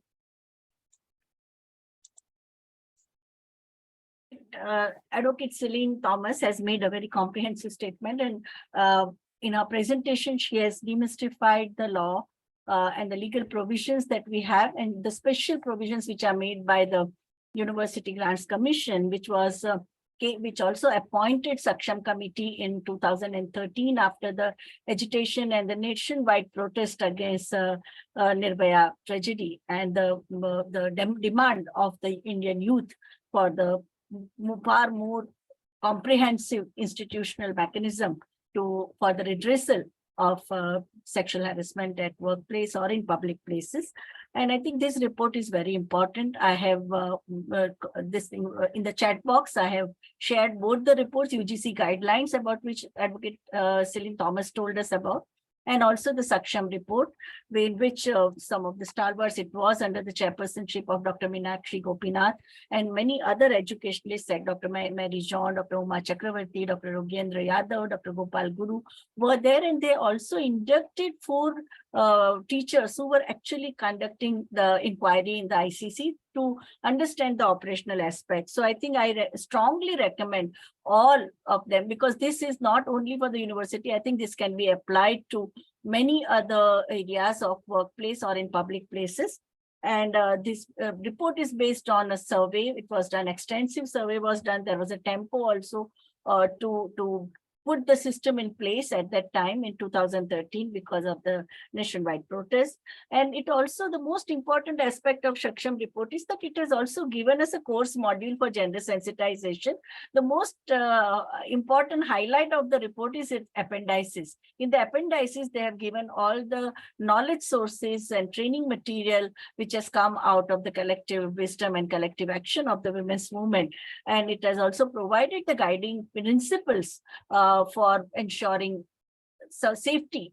It talks about women, the title says about women, but I think inside they have also said that anyone who is vulnerable, because we have seen of late so many cases. Even when I was in the WDC of Mumbai University, I had come across many testimonies of boys being sexually harassed either by a women professor, or there were many incidences of homosexual rape in the hostels also. So that's why in many places in our university system, the name of ICC has also changed. It is not only Women Development Cell, but it is Women and Gender Development Cell. So anybody and person of any gender can make a complaint. So in last like 10 years, so many improvements have also come into this law, and also Medha Kotwal case, where I think Celine can throw more light, that even a third party can make a complaint. If the complainant gets scared, recently I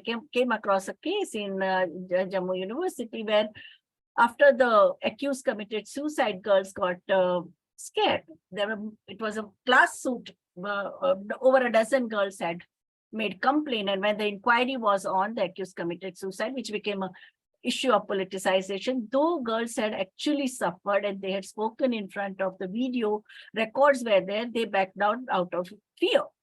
And still the committee had to incur, because the evidences were already there. So I think it's very important to understand, and I think instill a sense of safety and sense of security among the aggrieved person is very important, because the fear of retaliation is the one which prevents them. And I think there was a question about the school, what happens in the school. I think for school children, it is taken care of by POCSO Act, Protection of Children from Sexual Offence Ordinance. Those students who are below 18, even if they are in junior college and if they are below 18, they come under the purview of POCSO. So I think along with this act, there is also POCSO for the rescue of children who face sexual offences in the work premises, or even while going from home to school. Because so many children go by the school buses. So I think these some of the details will come out in the stories and the case studies. Yeah. Thank you. Thank you, ma'am. Now I would like the audience to ask their questions and doubts.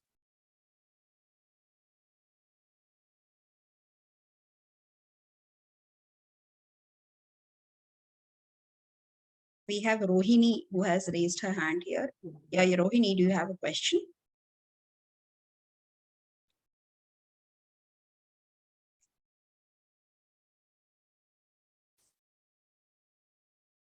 Rohini Chandra.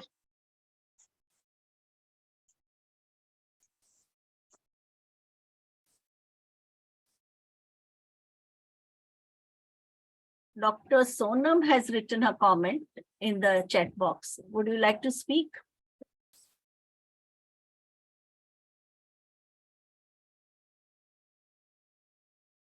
Ma'am, I will read the comment. Yeah. So she has mentioned that she has just came across a post on LinkedIn by the VP Share Services, Tata Steel, Mr. Prabhal Ghosh. He is conducting a podcast on the topic, the role of men in the advocating for gender equity at the workplace and how men can contribute to creating a more equitable and inclusive work environment for everyone. So basically, she mentioned that men too are being sensitized today.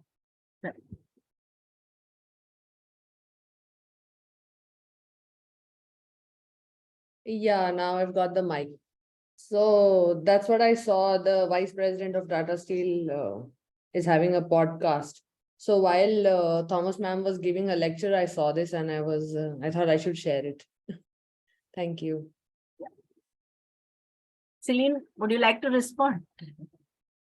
Yeah, it's a very good thing that he is doing something like this.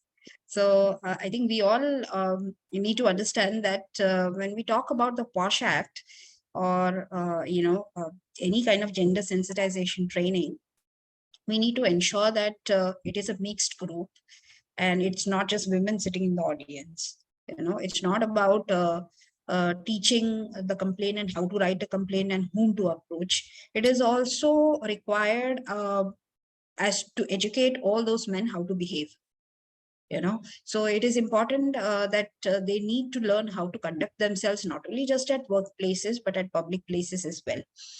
So these gender sensitization trainings and these employee trainings are very important. And at the same time, the IC capacity building and the participation of the senior management in both the IC capacity building as well as in the gender sensitization training is very important. Because the senior management, if they are not a part of either of these, they are completely oblivious of what the process is and where all they need to safeguard the employees, especially the complainant, and where and at what time the recommendations have to be properly rolled out. So it is not just from the perspective of compliance, but there is a certain collective responsibility that we all have that we need to take on our shoulders, not only in terms of how we conduct ourselves professionally, but also to what extent it is our responsibility to provide and create a safe working environment, not just for ourselves, but for everybody.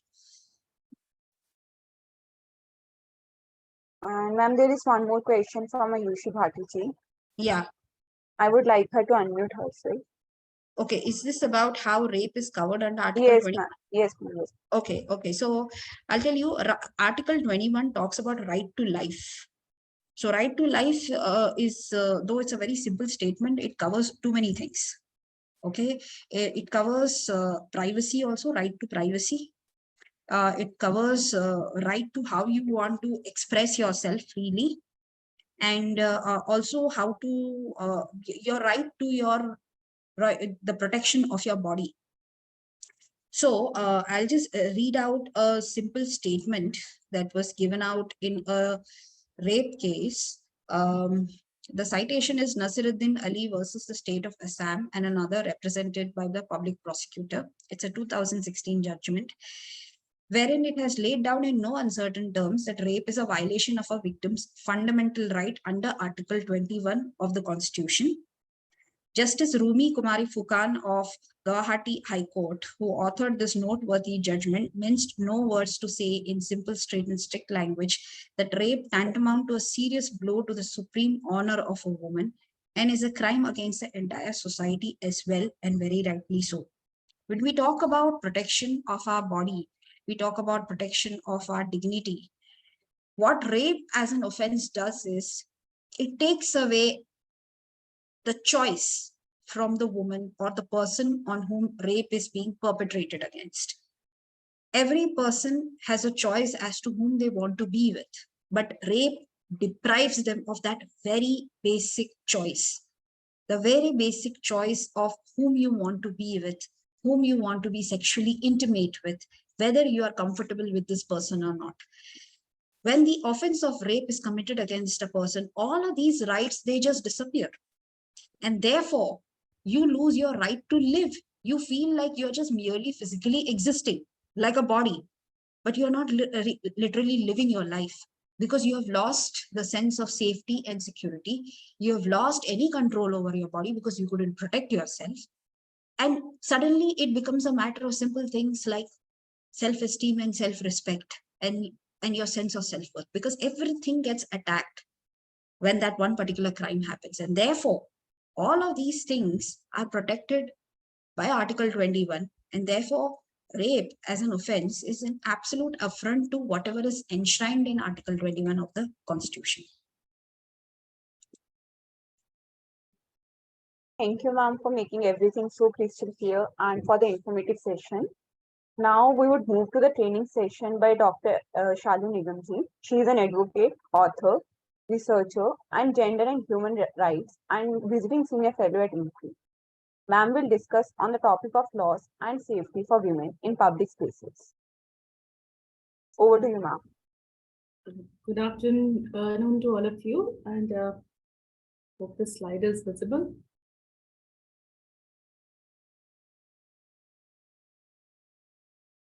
Yeah, so is it visible now? Yes, ma'am. So today I'll be talking about the concept of consent. We already have heard, into presentations in a very best, way, the topic of consent, but how it has been, understood in the legal terms. What are the laws? What are the amendments in the laws, and the rights of the survivors, and how the courts have been dealing with, all kind of rights. But so can we have, after such two good presentation, can we have those two videos? One is by Breakthrough India, and it is about the male gaze and how women every day are facing, these kind of challenges. So, sir, are you there? Yes, yes. Yes, sir. So,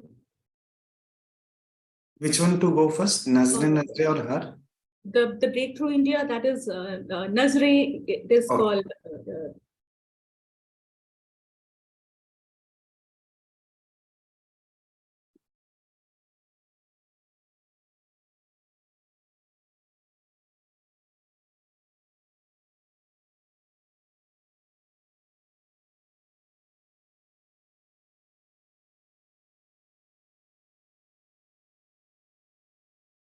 Sir, the voice again is a problem.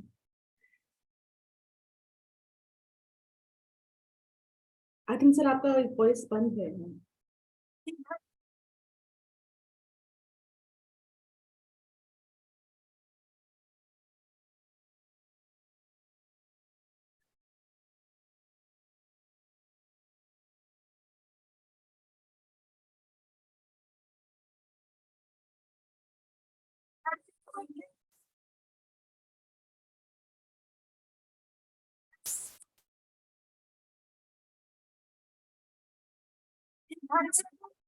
घर से घूरने के पीछे पड़ी हुई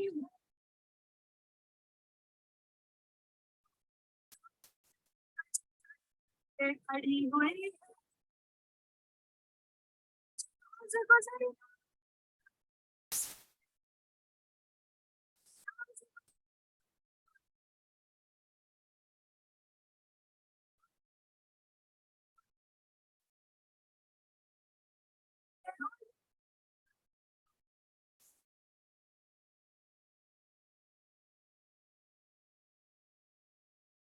No voice.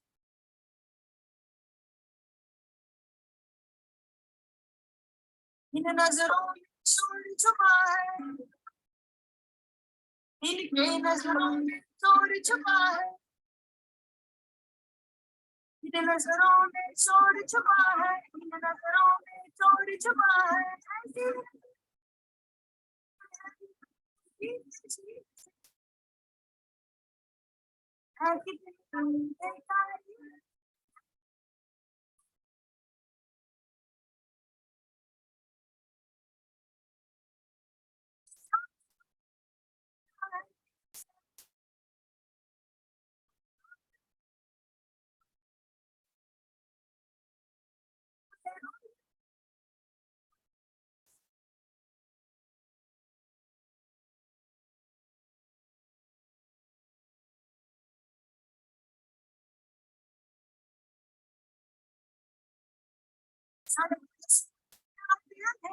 हो गई घर जाने में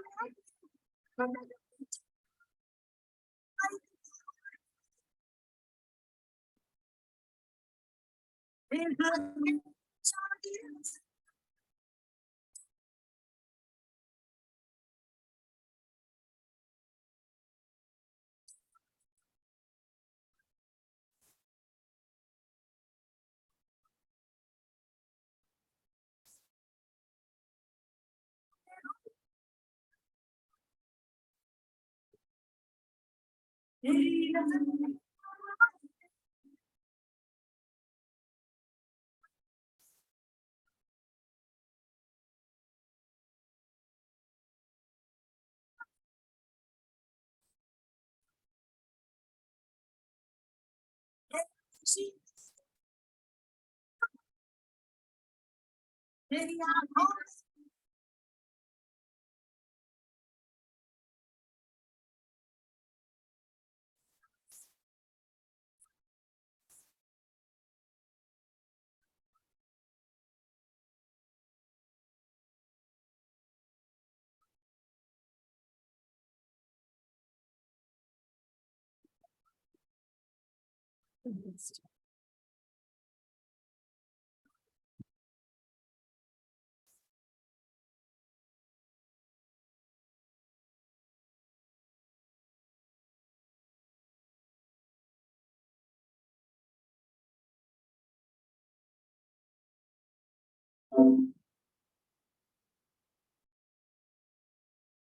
Yeah, so I think the voice is a problem. So, but these videos I have shared on my timeline, and I also tagged IMPRI in that, so that you can see over there.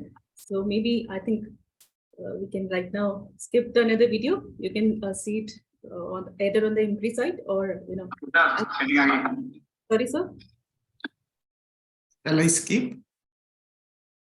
Yes, sir. We can skip for right now. And maybe we can watch it later. We can share this links maybe later on. In the chat box, if it is shared. Yeah, correct. Yeah. Okay, okay.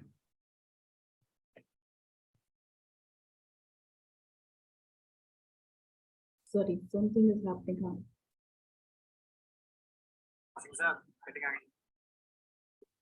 चाय कम होती जा रही है विशु क्या संसार वहाँ पे ये से आप शेयर करें बताओ सागर तुम्हारे सही है बीवी बच्चे घर पे और तुम वहाँ सब होटल में मजे ले रहे हो पता तो आप ही ने दिया था भैया आप यहाँ सूखे बैठे तुम तो आप कुएं में डुबकी मार रहे हो, अपनी मडोना को लेके आ जाओ यहाँ पे। अरे ये से कुछ प्रॉब्लम ऐसा है कि कहाँ meeting से अब हो रहा है? हाँ जी हाँ, वैसे ये होटल वाले बोल रहे थे किसी Ma'am, it's coming from your system only. चलो रखो काव्य में। Okay, so I'll just check. अभिषु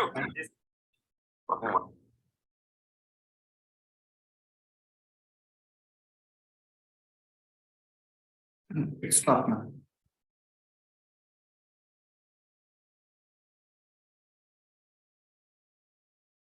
Yes, so we'll start the today's presentation.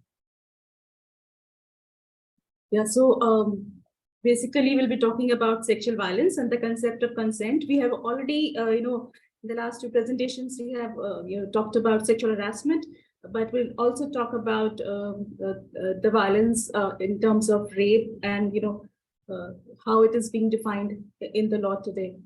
So if we have to talk about the concept of consent, we have to understand how during the colonial regime this concept was evolved in India, because our present legal system is being we have derived it from the British regime.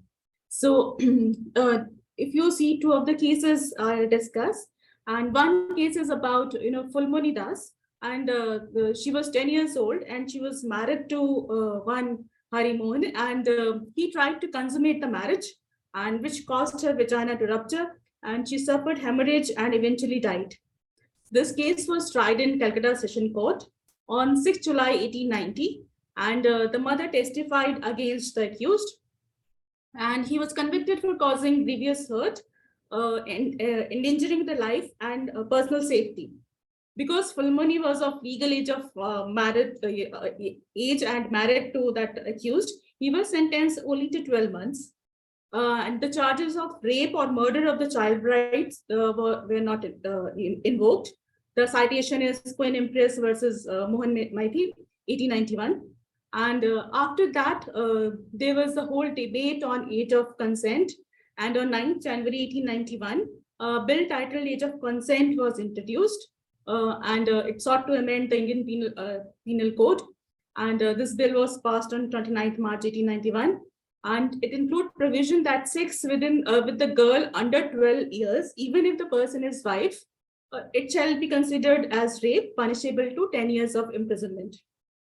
So the discourse which went on, it focused on the child marriage as a social and legal problem, rather than as an issue relating to pain and injury, or as violation of the rights of a child because she was 10 years old, or as violation of a right of wife. So, so even during those times, the consent within the marriage is taken for granted. And even till now, as we have discussed in earlier sessions, that marital rape is still not considered as a crime in India. Another case is that of Rukmabai. She was studying in a school when her husband Dadaji Bhikaji, in March 1884, he demanded that she should come and live with him. And he filed a petition called as Destitution of Conjugal Rights. That means any of the spouse can file the petition in the court saying that the court should direct the other party to come and live with the petitioner. So the court gave her two options, either to comply with its order or face imprisonment. But Rukmabai, she refused, and she said that even if there's imprisonment, I'll not go back, because her argument was that she could not be compelled into a marriage that was conducted at an age when she was incapable of giving her consent. And in 1888, the accused accepted the monetary compensation, and the marriage was, dissolved, and two parties came to a compromise. But despite this out-of-court settlement, this case again became a landmark in colonial India for raising the issue of age, consent, and choice for women in marriage. Now, coming to the post-colonial India, Mathura rape case, as many of you may be aware of, this was an incident of custodial rape which happened in India on 26 March 1972, where Mathura, a 16-year-old tribal girl, she was raped by two policemen in the compound of the Saiganj police station. And the session court in 1974 found those two constables not guilty. And it is stated that because Mathura was habituated to sexual intercourse, her consent was voluntary, And under these circumstances, only sexual intercourse could be proved, and this was not rape. So on appeal, the High Court set aside this judgment of Session Court and sentenced him to the imprisonment. And High Court held that the passive submission due to fear induced by the serious threat could not be taken as a consent. And this case again went to the Supreme Court. In 1979, the Supreme Court acquitted the accused people, and it says that Mathura had raised no alarm. There was no visible marks of injury on her body, and they were suggesting that since there is no struggle, so there is no rape.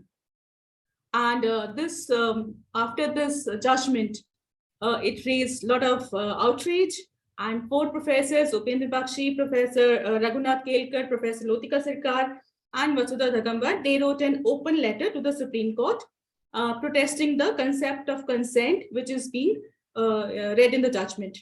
And after that, spontaneous widespread protest and demonstration took place. And then the Criminal Law Amendment Act was introduced on 25 December 1983, and amendments were made in the rape law. So then after that, custodial rape was made punishable.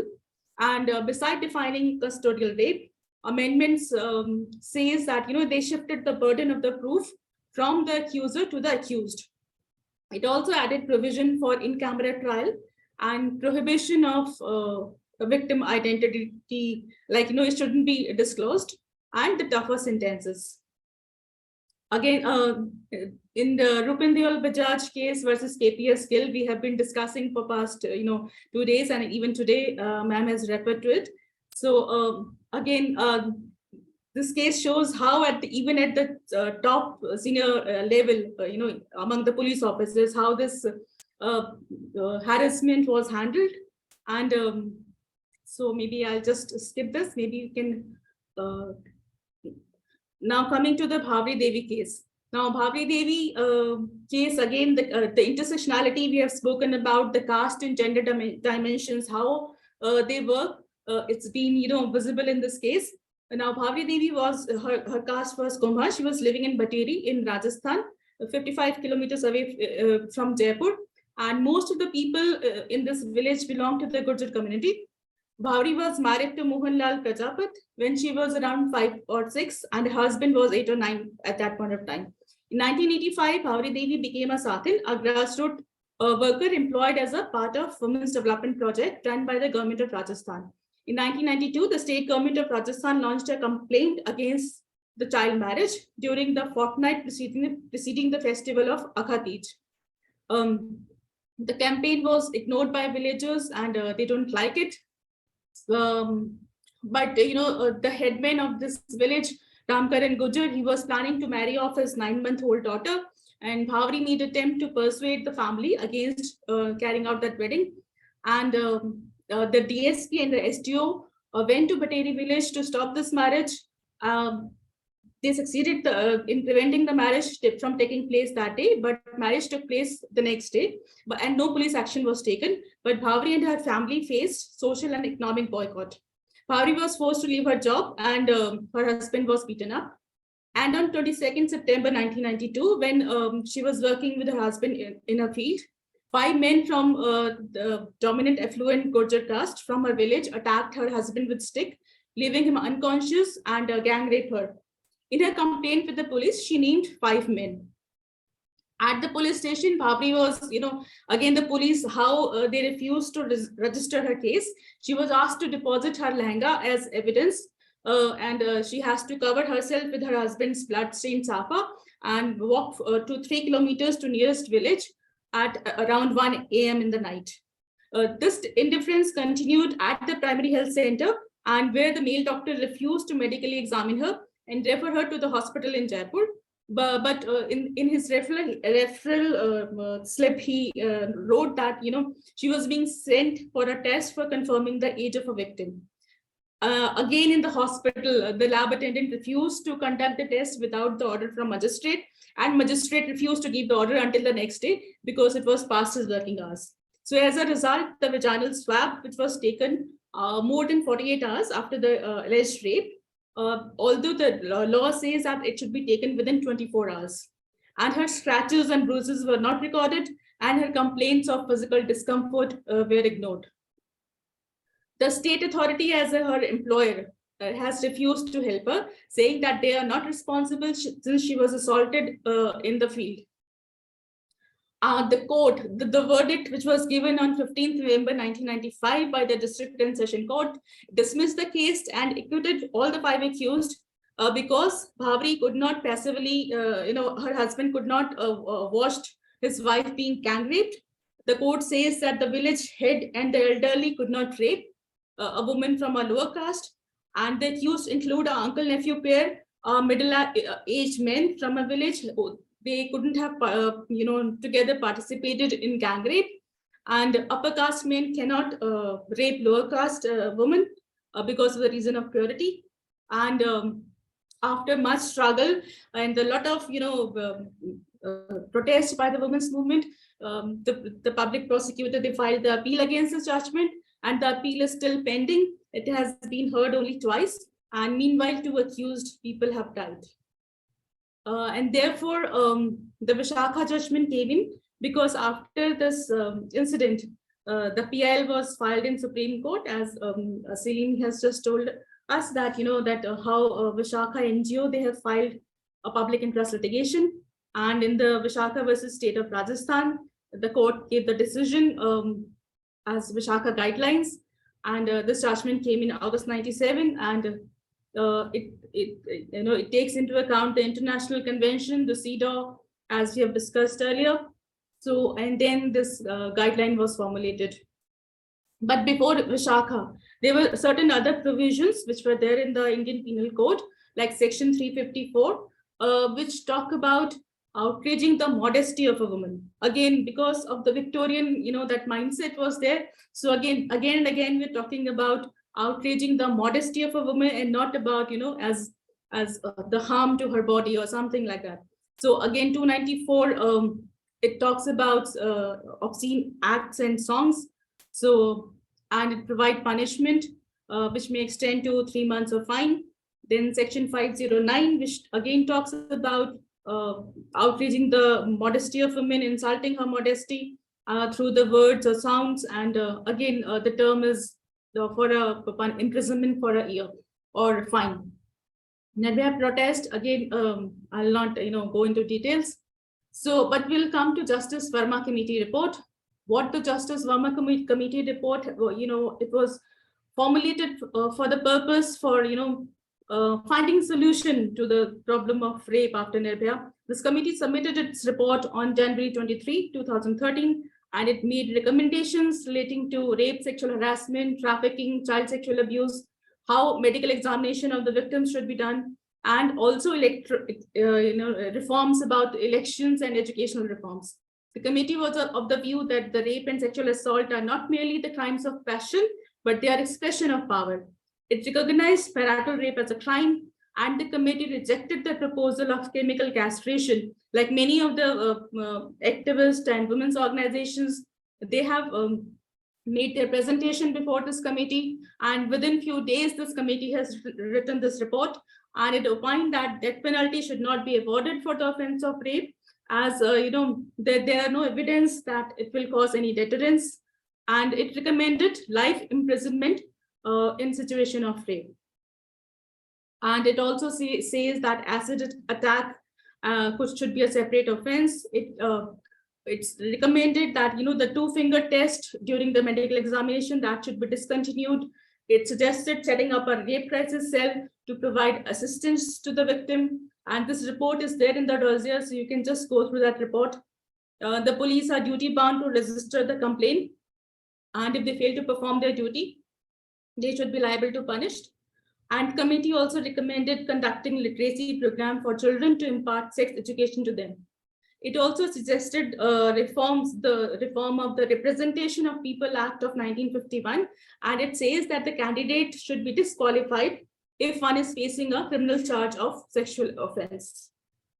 Then we have, after this Justice Verma Committee, amendments were made in law, and we have Criminal Law Amendment Act 2013, and it recognized acid attack as a crime. The government has gone for selective, kind of some recommendations are being implemented, some are not being implemented. So we have provision of section under 326A and 326B, which make the offense of acid attack punishable by imprisonment of 10 years, and it could be up to life imprisonment. And then we also have, if somebody is making attempt to throw acid, that offense is punishable by a minimum of 5 years, and the imprisonment could go up to 7 years and also fine. Now, after this case of Lakshmi versus Union of India, in which a 16-year-old girl was attacked with acid, the court came out with various guidelines, and they say that there should be a stringent provisions, and the sales of acid is also being regulated. So a lot of guidelines were given that how the state should deal with this kind of cases. Then section 354, it makes sexual harassment an offense which is being recognized by Indian Penal Code as in the first presentation we have seen that so the offense such as making physical contact, demanding sexual favors, all could be the man could be punished with imprisonment, which could extend up to 3 years. And if you are making sexually colored remarks, there could be imprisoned up to 1 year. So and it is a duty of the employers to report the offense. Also, section 354 B and C, they talk about how if a criminal force is being used to disrobe a woman and forcing her to be naked, that crime is being punishable by imprisonment of 3 to 7 years and fine. And the act of gaining pleasure from watching a woman naked, or engaging in that kind of sexual activity, that is also being made punishable. And recently, last week, Delhi High Court has said in a decision that the peeping inside the washroom where a woman is taking bath will be a crime, and it can also include the act of watching or taking photos of a woman when they are engaged in private activities. Stalking, again, section 354, it says that if a woman has shown disinterest, then if a man is following that woman or monitoring her using internet, email, or other electronic communication means, then that man could be punished for imprisonment up to 3 years. And for repeated offenders, it could be 5 years of imprisonment. And again, this law also made the offense of rape, it says that it's more severe and there are harsher punishments for it. And earlier the definition only says about penetrative sex. Now it talks about oral sex or inserting any object on any part of the body of a woman. It will be considered as rape, and the punishment is being increased up to 10 years of imprisonment, or even up to life imprisonment, or even a death penalty. And in certain situations, if a person dies, if a woman dies because of this rape, or she is being left into vegetative state, then punishment is minimum of 20 years, and it could extend up to life imprisonment. And if you could remember, some of you may have heard about this Aruna Schonbock's case, where a nurse is being raped inside the hospital by the ward boy, and she was left into vegetative state for 42 years, or more than that. She was there in that state in the hospital. And then one of her friends, she filed the case for, the petition before the Supreme Court about euthanasia, and then the whole debate on passive euthanasia was being raised. So that case, if the students, I would request you can please read about this case.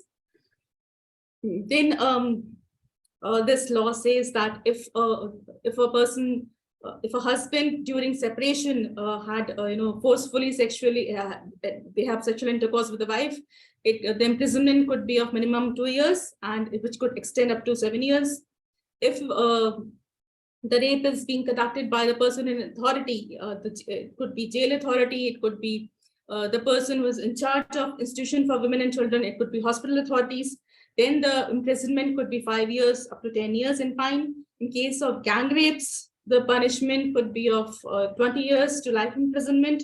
And in case of repeated offenders, it could be life imprisonment till the person is alive, or death sentence could also be granted. In 2018, again, the changes have been made in law. So now if a girl under age of 12 years is being raped, then the minimum imprisonment is 20 years, and which could extend to life imprisonment. If there is a gang rape of girl under 16 years of age, then the punishment is life imprisonment. And if it is a gang rape of a girl under age of 12 years, it could be life imprisonment and a fine or death sentence. The provision for authorities, because in last two sessions, this question has also been raised about, what is the role of authorities. So there are certain laws which says that if a public servant, if the police officer is not conducting investigation, if they are not filing FIR, then they could be held liable. They could be punishment of imprisonment for minimum of 6 months up to 2 years. And if hospital staff or management, if they fail to provide free treatment to the victim, including first aid, then they could be punished with imprisonment, which may extend up to 1 year or fine. So it is irrelevant whether this hospital is public or private.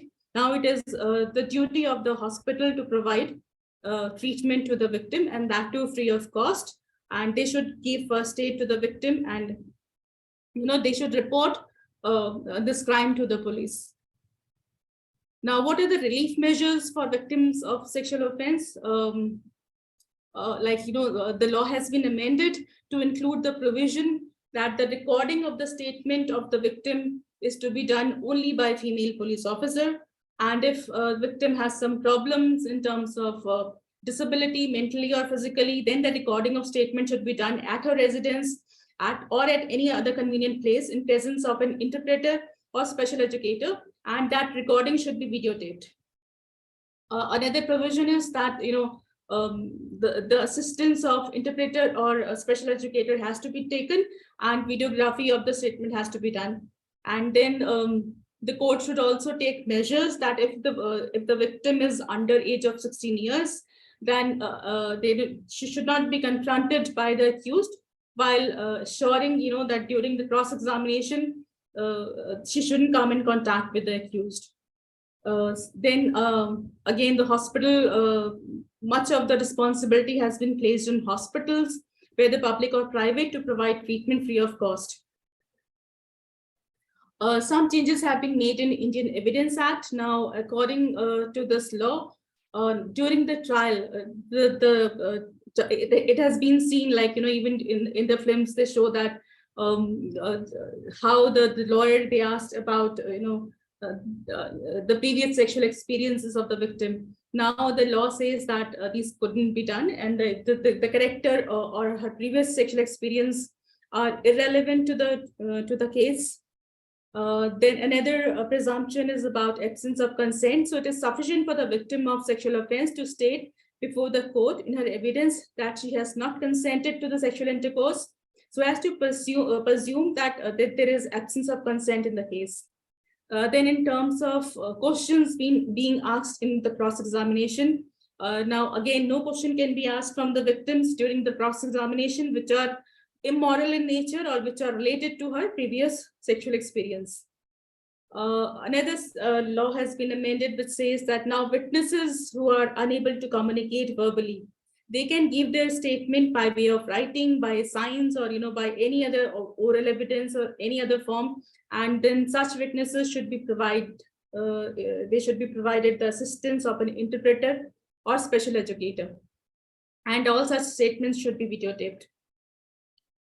Another law which has been as we have been talking about, that Protection of Children from Sexual Offense Act 2012, it came in and it talks about it addressed the crime of sexual abuse and sexual exploitation of children, and while safeguarding the interest of the child at every stage. So the objective of this law are to protect the children from offenses of sexual assault, sexual harassment, and pornography, and to establish special courts to try such offenses.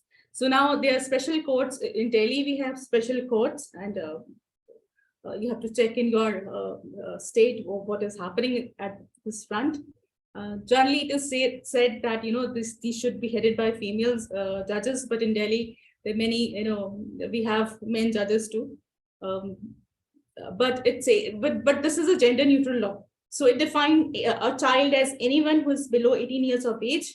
The law takes into cognizance of sexual crime committed against both boys and girls who are under 18 years of age. And basically it says that the best interest and well-being of the child should be of paramount importance during the whole process of trial. And the emphasis should be to safeguard the rights and dignity of a child. So its salient features are that, it talks about wide range of sexual offenses. It's not just only about, penetration or, sexual assault. It is also about stalking a child, showing child pornography, or using child for pornography and exhibitionism. The law provided certain specific circumstances in which, aggravated sexual assault, if the child is mentally ill, and when the abuse is committed by a member of armed force or security force or a public servant, or any person who is in position of trust or authority, by a police officer, teacher, or a doctor, then the punishments are severe. And for this kind of aggravated sexual assault, the punishment could be not less than 10 years of life imprisonment and fine. And again, the law places burden of proof on the accused. The law does not recognize consensual sexual act among children or between a child and an adult. It's because the child is not capable of giving consent. So even if he says like that he has consented, the court will not consider that as a consent. Now coming to the kind of judgments which are being coming out, the Madhya Pradesh High Court in March 2021. In one of the case, they have said that the accused, the victim should tie Rakhi to accused, and then they let the woman out on that man out on bail.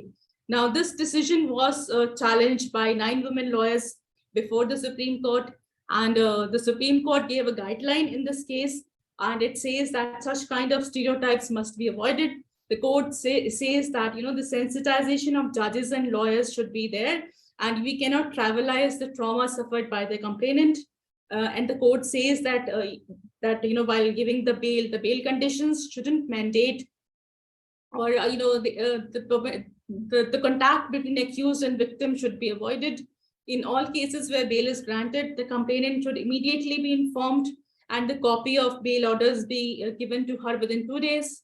Bail condition and orders should avoid reflecting stereotypes or patriarchal notions about women and their place in society. And the discussion about their dress, past conduct, the character of the prosecutor of the victim should not enter the verdict while granting the bail.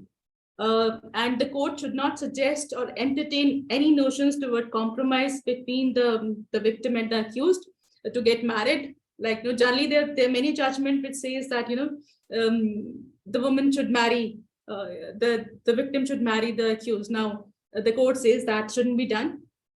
There should be no mediation between the accused and the survivor, and any form of compromise is beyond their power of the power and jurisdiction of the lower courts. So this judgment, I think it's very important, and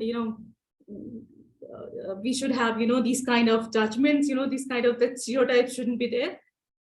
Now coming to the rights of rape survivors, they have right to file 0 FIR. We have discussed this even in the earlier sessions also. You can file EFIR, you can file 0 FIR. So it means irrespective of generally what is happening is that the court, the police station, the police officer will say, okay, you go to that place where you're living, or you go to that place where this incident has happened.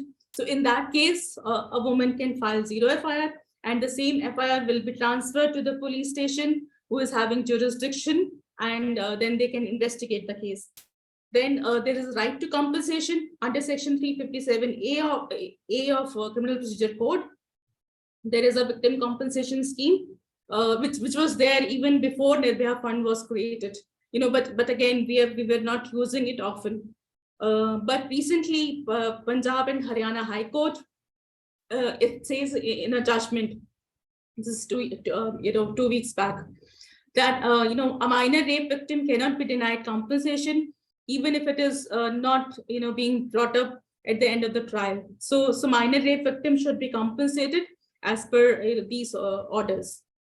Then section 26 of Criminal Procedure Code says that the trial shall be practically by the court presided over by a woman, and no question should be asked to the victim that that is about her character or something like that. And then the Supreme Court in various cases they have given the detailed guideline that how the identity of the victim or the witness shouldn't be revealed, and if the witness is is fearing of something, then the witnesses can give application to the court, and the court will introduce this person with another name, hiding his or her original identity. Then under section 67 of the Information Technology Act, if there are harassment and crimes being committed online, we can file complaints. So identity theft is also being recognized as a crime, and cyber hacking, and people are using false or dishonest, my information could be used dishonestly, so even that could be penalized, and the punishment could maybe range from 3 years of imprisonment and fine up to ₹1 lakh. Then if my right to privacy is breached, again the punishment for that is 3 years of imprisonment. Right to privacy involves taking or sharing or sending my picture of the private area without the consent, and that violate privacy. Then obscene content shouldn't be published or transmitted, and maximum sentence for that is 3 years imprisonment, and it could be up to 5 years if there is a repeated conviction. Then publishing, transmitting, or aiding the the transfer of sexually explicit material, again is a crime under section 67A, which is punishable by 5 years of imprisonment, and there could be higher punishment if you are repeating the crime. So the courts in several cases, somebody's fake has fake kind of Facebook profile has been made. Obscene pictures have been uploaded, or in some cases the telephone number and the other details of victims are being made public to cause her annoyance and insult her and resulting in her harassment. So the courts in all such cases have taken strict actions, and in several high courts and other courts they have even refused to give bail to such accused persons. But again, coming to the a survey which was being conducted in March 2022. Now in this survey, I'm quoting because this survey is it says interestingly about where a question has been asked from the respondents whether to improve the safety of women in their community. Is it more important to teach boys to respect all women or to teach girls to behave appropriately? Now, 51% of the people says that it is important to teach boy to respect all women, but roughly a quarter, 26% says that it is more important to teach girls to behave appropriately. So this shows that how we still need to do a lot of work, and we have seen even during the law enforcement there are some positive judgments, there are some negative judgments. So we have to, I think, keep monitoring that how the laws which are being made, how these are being enforced, so that that is a big question. So now with this I end my presentation and we can take questions and answers on, on this. So, I'll be coming back to you. Thank you, ma'am. It was really an enriching session. Now I would like to call Vibhuti ma'am to share her views, and then we will move to the Q&A session. Thank you, Manvi. I think Advocate Shalu Nigam's very comprehensive presentation, starting with Bhavri Devi's trials and tribulations and the painful legal battle that she had. I think we need to understand all the landmark judgments which Advocate Shalu Nigam has discussed. They could get the limelight and they could get the responses of the system because they were supported. Bhavri Devi from day one was supported by Mahila Samu, very dedicated group of feminists, and still they had to face so much of prejudice of the system, caste-based prejudice, more intersectional vulnerabilities that Bhavri Devi had. So I think moral of the story is that we should see to it that the victim or a survivor of rape is not left alone. All these cases which have reached up to the court, they have not been just dismissed at the level of police station where FIR is not written. That's what happens. Out of every registered case, there are 10 cases which are not registered. No, that is the general understanding of the women's movement. So it is very important that she is supported.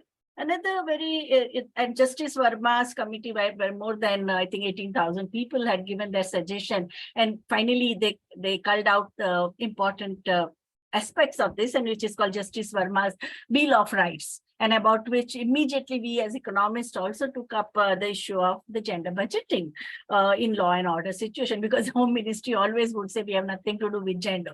We are only concerned about law and order. So after that, the attitude towards this kind of, that state has to take responsibility in terms of providing all the support services, right from counselor to compensation. So many state governments have also come up with the schemes for victim compensation of the victim, also the medical treatment that is required after any kind of sexual assault. Sometimes even your family disowns you. Earlier, women's group had to do the fundraising for the support of survivor, because if it happens in a small town or a village, women would be totally disowned. The study by Anil Avchat of red light area in Pune shows that most of these girls who were brought from villages, they were the survivor of rape. In fact, families said that after rape, why didn't you commit suicide by by jumping into the well? That was the response family had after she was raped, and they ended up, and the traffickers immediately took charge of their helplessness and they brought them. So I think response of the community state it increases when this type of sexual violence takes place. So this is and I think Bill of Rights I have already shared in the chat box, and the suggestion which Ministry of Women and Child Development and the Finance Ministry have accepted, that step by step, all the steps which Dr. Chanu Nigam explained to us, the kind of fights you have to have after such incidents takes place, that is and the kind of cost and the support system that is required, and what preventive measures. And I think the last slide of yours, of your committee's report, that how to change the mindset of our boys and girls. And for that, I think we need to start from the early education, the early sensitization has to happen, because even the prison studies where the men who are given life imprisonment for extremely brutal rape cases and all, when they talk to feminists or when we go there, either on May Day or 8 March, they say that, ma'am, you have come. Now we repent. You have met us much later. I wish you were there when I was a child. I grew up in an extremely misogynist environment where every sentence was there, which was directed at degrading women's private parts. And the only thing which I learned, that either you overpower somebody or someone else will overpower you. So the life was nothing but a war for me. So I think we have a very important challenge in front of us. And that's why educationists and social activists and legal activists, all of us will have to come together. I think very important presentation. All three of them complemented each other and made us feel that there is a pathway for a better world. Yeah. Thank you, ma'am. There is one question for Nandini ji. I would like to ask Sirisha ji to unmute herself and ask the question.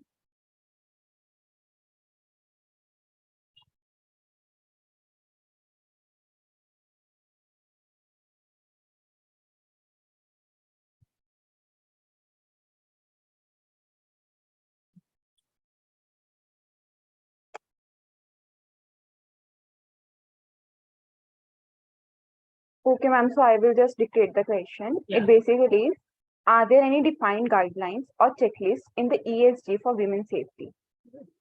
Oh, yes, because a part of ESG is social governance. And so ESG, under in ESG compliance, social compliance is as important as environment compliance. So reporting POSH compliance is part of the SEBI mandate also, right?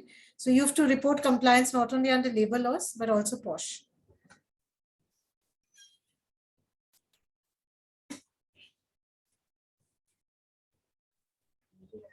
Thank you, ma'am. There was one question from Sananda ji. She has raised her hand. So I would like to request her to unmute herself and ask her question.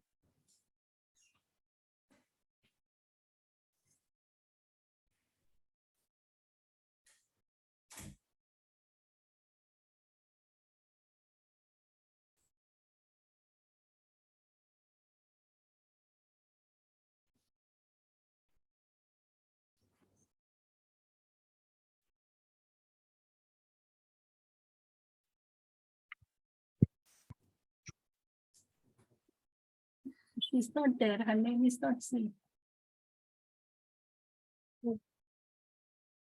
So I think we can move to the end of the session. Yeah. So I would request Vibhuti ma'am to provide her closing remarks before concluding the session. Yeah. I think in conclusion, one can say that unsafe public places are in the spaces are stopping women to use their potential for the growth of our country. So it is not only individual problem of a woman, but it is the societal problem. And we must not put the blame on women and ask them to be extra careful. Instead, we must ask the men to change their thinking and also the system, our governance structure to make the world safer, for a safer place for women. Women are the biggest user of public transport. They don't own private transport as much as men do. Women-friendly, affordable public transport is very important. And the cities which are like currently, the Safe City campaign has also started giving the report card to the cities which are considered to be safer. And I think all those cities have one common element, that is they have a safe, affordable public transport for women. In fact, Andhra Pradesh has come up with a directive to the state transport system that if a woman or a girl, she asks you to stop the bus at a particular point, which is not even a bus stop, you should, and which is near her house or near her village, then conductor is required to stop the bus, even when it is not a bus stop. So I think this is a very important. The Maharashtra government, Maharashtra State Transport has recruited trained tribal girls, and they are now recruited as bus drivers and bus conductors. No. Proper lighting is a very central issue. In fact, most of the safety audits done by Akshara in Mumbai or Jagori in Delhi, they also show that the areas which are not properly lit, they are the ones which are more dangerous, not only for women, but even for people, elderly people, senior citizens, those who are walking. Our footpaths are not safe, and how to make them safe, we need eyes and ears on the footpath. That means there should be more footfall on the footpath. There should be people in the community or in the residential area should make a point to be visible in the footpath. So I think in cities like Bangalore, in some of the areas, senior citizens have now started shifting their table outside their gate and sit on the footpath during the times of during the evening when children are going from school to home. No, they take their tea, they discuss, they chat on the footpath on the table which are kept on the footpath. So earlier we used to have such the tables and big benches on the footpath. That was the time where, but now I think with this whole obsession about flyover and the car parking and all, those spaces have been taken away. So city planners have to really design the cities and the places which are safe, inclusive, and gender responsive, because India ranks 140th out of the 170 countries in the Women, Peace and Security Index 2021. So creating safe and empowering public spaces with women and girls, and combating sexual harassment and other forms of sexual violence in public spaces, both in the rural and urban setting, as our Madam Sarkar told us in the very first presentation. Women and girls experience fear different from the sexual violence in public places, from unwelcome sexual remark and gestures to rape and femicide. And these days, like we see that more and more teenage and the young girls are targeted and they are killed also. So that is a very a newer form of a more barbaric, more devastating attacks that girls are getting. And their age of girls who have been sexually violated is also gone down. It happens on the streets, in and around public transportation, schools, workplaces, public toilets, water, food distribution sites, and also in the parks. So it is very, we need to be alert about, and wherever we are, whether it's a decision maker or a community organizers or in the government bodies or in corporate world, I think we need to be alert while we are assigning certain duties or creating any kind of infrastructure. We need to see to it that all these safeguards are made, and regulations for ample street lighting, wide pavements for additional seating, mirrors for safety in shortcuts and alleyways, and gender-sensitive design of public parks to prevent anxiety-inducing spaces, which are very well documented in a book by Dr. Shilpa Phadke and Samira Khan. Why loiter? I think that's a very legendary contribution that they have made. And a few cities in India are making efforts to gender balanced planning. We should amplify and we should replicate those models. For example, in Thiruvananthapuram municipality is developing multiple women-friendly areas in its cultural district in partnership with women citizens and planners. And this would, among other things, include 24/7 pink police, breastfeeding kiosks, she toilets, she autos. And similarly in Hyderabad, the Hyderabad city has launched its first ever theme park exclusively for women and children under the age of 10. And a few cities have also begun hosting annual gathering of LGBTQIA persons, with Delhi opening its first gay-only hotel, and Municipal Corporation of Delhi is also planning to build 500 toilets for LGBTQIA community. So I think there are important learnings of today's three presentations with regards to pathways for safe public spaces. One is that women and gender minorities must be adequately represented in local bodies, local governance bodies, in terms for designing, implementation, and governance, and gender responsive approaches to building cities. And also, like the whole smart city discourse need to have minimum 1/3 of women board members in the decision making of how they are going to redesign the city. Using a gender lens, like planners should regularly encourage discussions for auditing and amending existing municipal laws. And I think so many amendments, I think, which Dr. Shalu Nigam also discussed at an operational level. And once we start using the laws, the rules also change, because we know that what are the limitations at a practical level. Engaging in participatory planning through hybrid alliances with women's groups and NGOs can outline gender priorities. Involving women and gender minorities in the city's policymaking at various levels of planning can offer gender-sensitive access, and also governance of urban facilities, amenities, transport, lease and property rights, and also safety. So survey of schoolgirls can reveal how cities built environment will make them feel safe. And I think that is the task which Hindustan Times, as its CSR activity, did in collaboration with 400 students of Bombay University under the leadership and guidance of Akshara as a women's feminist organization. So I think this was a very important outcome of the study, was for the town planners, and so many new measures that came out to make the city of Mumbai safer. Gender responsiveness can succeed only through collective efforts, sustained action, regular monitoring, and also policy transformation and training. I think all of you have reiterated it again and again, that gender sensitization of the governance structures is very, very important.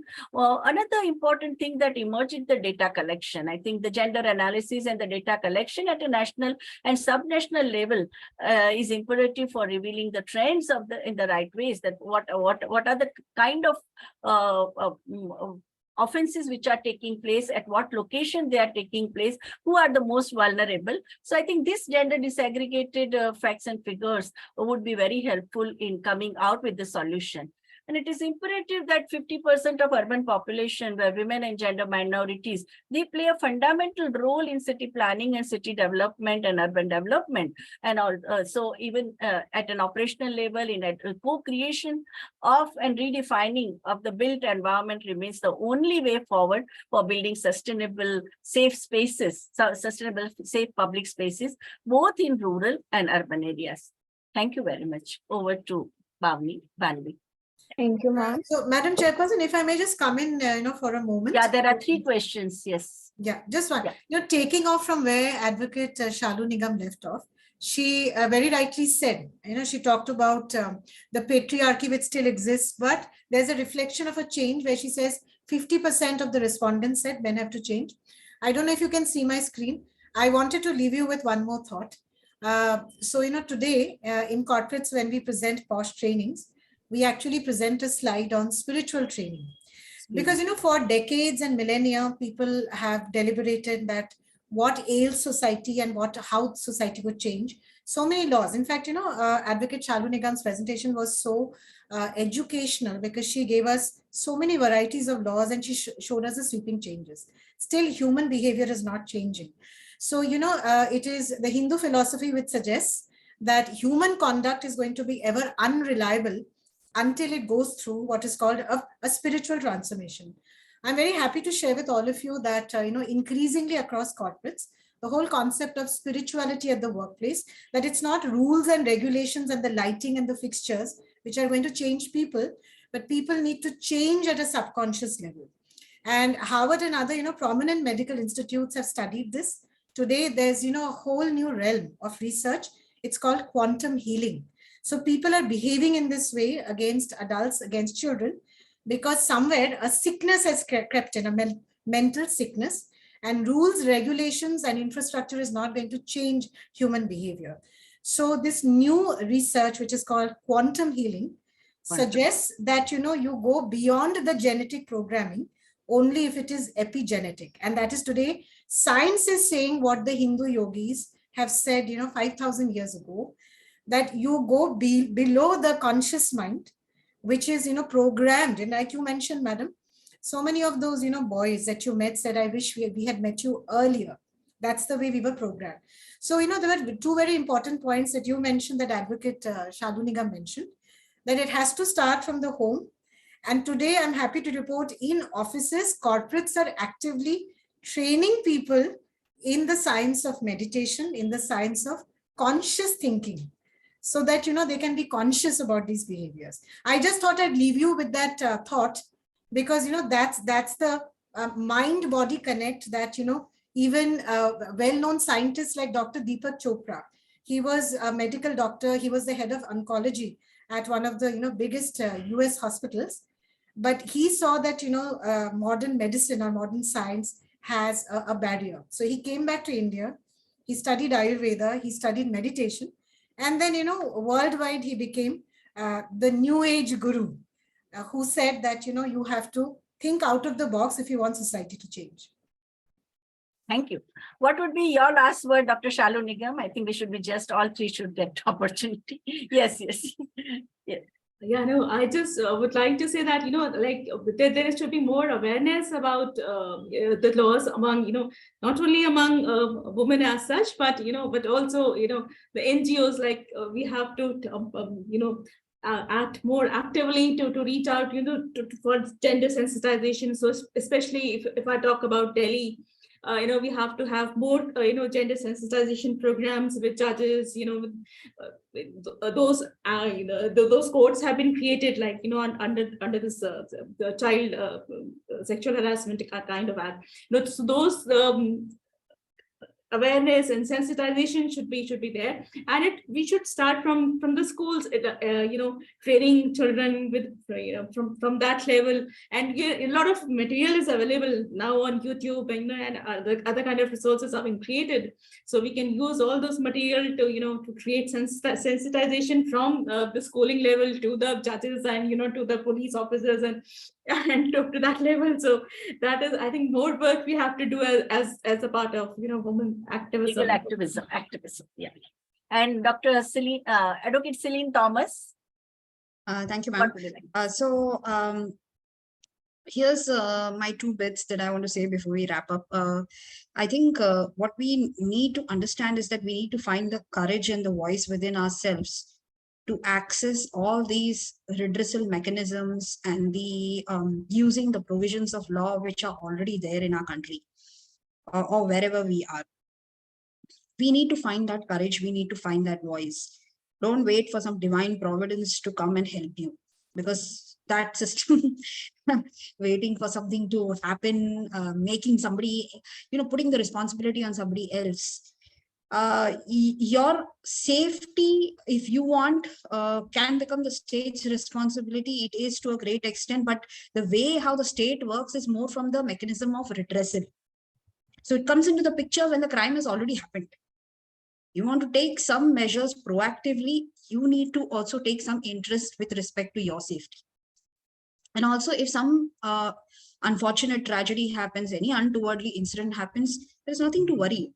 Don't become victims of the prejudices and the stereotyping of the society. Find that courage. You will find people who will come up and help you.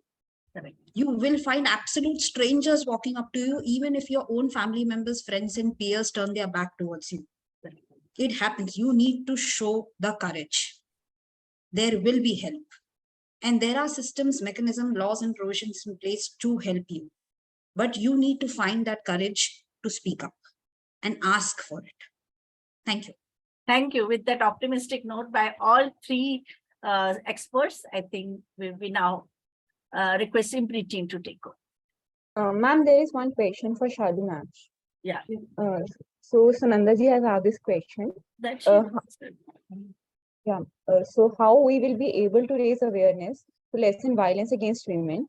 And second question is, and also how to stop state-sponsored violence against women? That second one we need to state-sponsored. The first one she has answered. Second one, state-sponsored violence against women. The states, ma'am, you want to say something, Vibhuti ma'am? Yeah, I think state-sponsored violence against women, the impunity, I think the major defeat we had in the Indian Parliament was that Arms People Special Powers Act, where if army men are accused of rape, you can't have a trial, because that the argument which our own elected representatives used was that if we do that, then our defense forces will get demoralized. No. So there is an impunity for Indian, those who are the representatives of state, and also the husband, because marital rape is also not criminalized. I think it came up in previous sessions also. So I think this is, and still it is a work in progress. And wherever there have been major mobilization, basically whether it is in Manipur or Kashmir, or even in case of Mathura rape case, where the uniformed policeman had raped Mathura, Dr. Shalu Nigam told us the whole story of Mathura.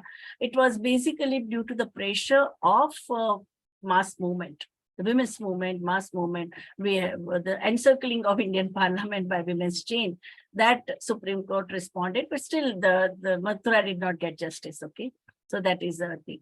So I think when the new code of conduct that we need to have, even for the representatives of state, I think that is still being taken up by the Civil Liberties Organization, Human Rights Organization, United Nations Human Rights Council. At that level, globally also it's happening, not only in India, in all nation states, because in the name of patriotism and in the name of national defense, the culprits in the state structures, they are protected, no? Well, even when they indulge into heinous crimes. So I think we have a long way to go. It is a work in progress. Yeah, just a sentence. I just want to say that, you know, in terms of states sponsored violence, we have different kinds of, you know, the cases we have discussed in the first session also about this, you know, how the Naga mothers, they reacted, you know, when this happened, Manorama was raped. So, you know, those kind of things, you know, and the other thing is that raising our voice, you know, in the situations where the where you know the accused are being garlanded, they are being protected by some people. So, you know, but some people in power, you know, so that is how we have to devise of some ways, we have to think of strategies how to counter all those kind of things. You know, that kind of thing is also important. I think we have to be more, strategically we have to act in a more active way. And I think there are both judicial routes and the legislative routes, and there have been some people conscious who have made important statements, especially when it came to Bilkis Banu case. Some of the judges have stuck out their neck, some of the parliamentarians have spoken, and especially women have spoken, they have taken a principled stand. So I think they are the conscience keeper of our national, what you can say, the public life. Yeah. Thank you, ma'am. Now we just want to conclude the session. So as we come to the end of the day 3 of a 4-week online certificate training course on ending violence against women, awareness of laws and policies in India, I, Bhanvi, researcher at IMPRI, Impact and Policy Research Institute, would like to propose the formal vote of thanks on behalf of IMPRI, Impact and Policy Research Institute, Gender Impact Study Center, New Delhi. We are grateful to our experts for the day 3 session, Ms. Nandini Sarkarji for her special remark, Advocate Dr. Shalu Nigamji, and Advocate Celine Thomas for taking out their valuable time and giving an opportunity to the participants to learn from this online certificate program. I would like to specially thank Professor VIBHUTI Patel ma'am for chairing the session. We thank all the participants who have raised pertinent questions and actively participated in today's deliberation. We look forward to welcoming you next Saturday, that is 29th of April at 4 p.m. for a last day of the certification course by distinguished experts Dr. K.C. Bulaneni, Advocate Dr. Shalu Nigam, and Professor B.J. Lakshminanda. They will discuss the theme of ensuring the safety of women in the homes. We are grateful if you are watching us later on YouTube or listening to us on our various podcasts or reading our publications. And we hope you continue to join in future to our IMPRI #WebPolicyTalk and Web Policy Learning. Wishing you a good day. Thanks.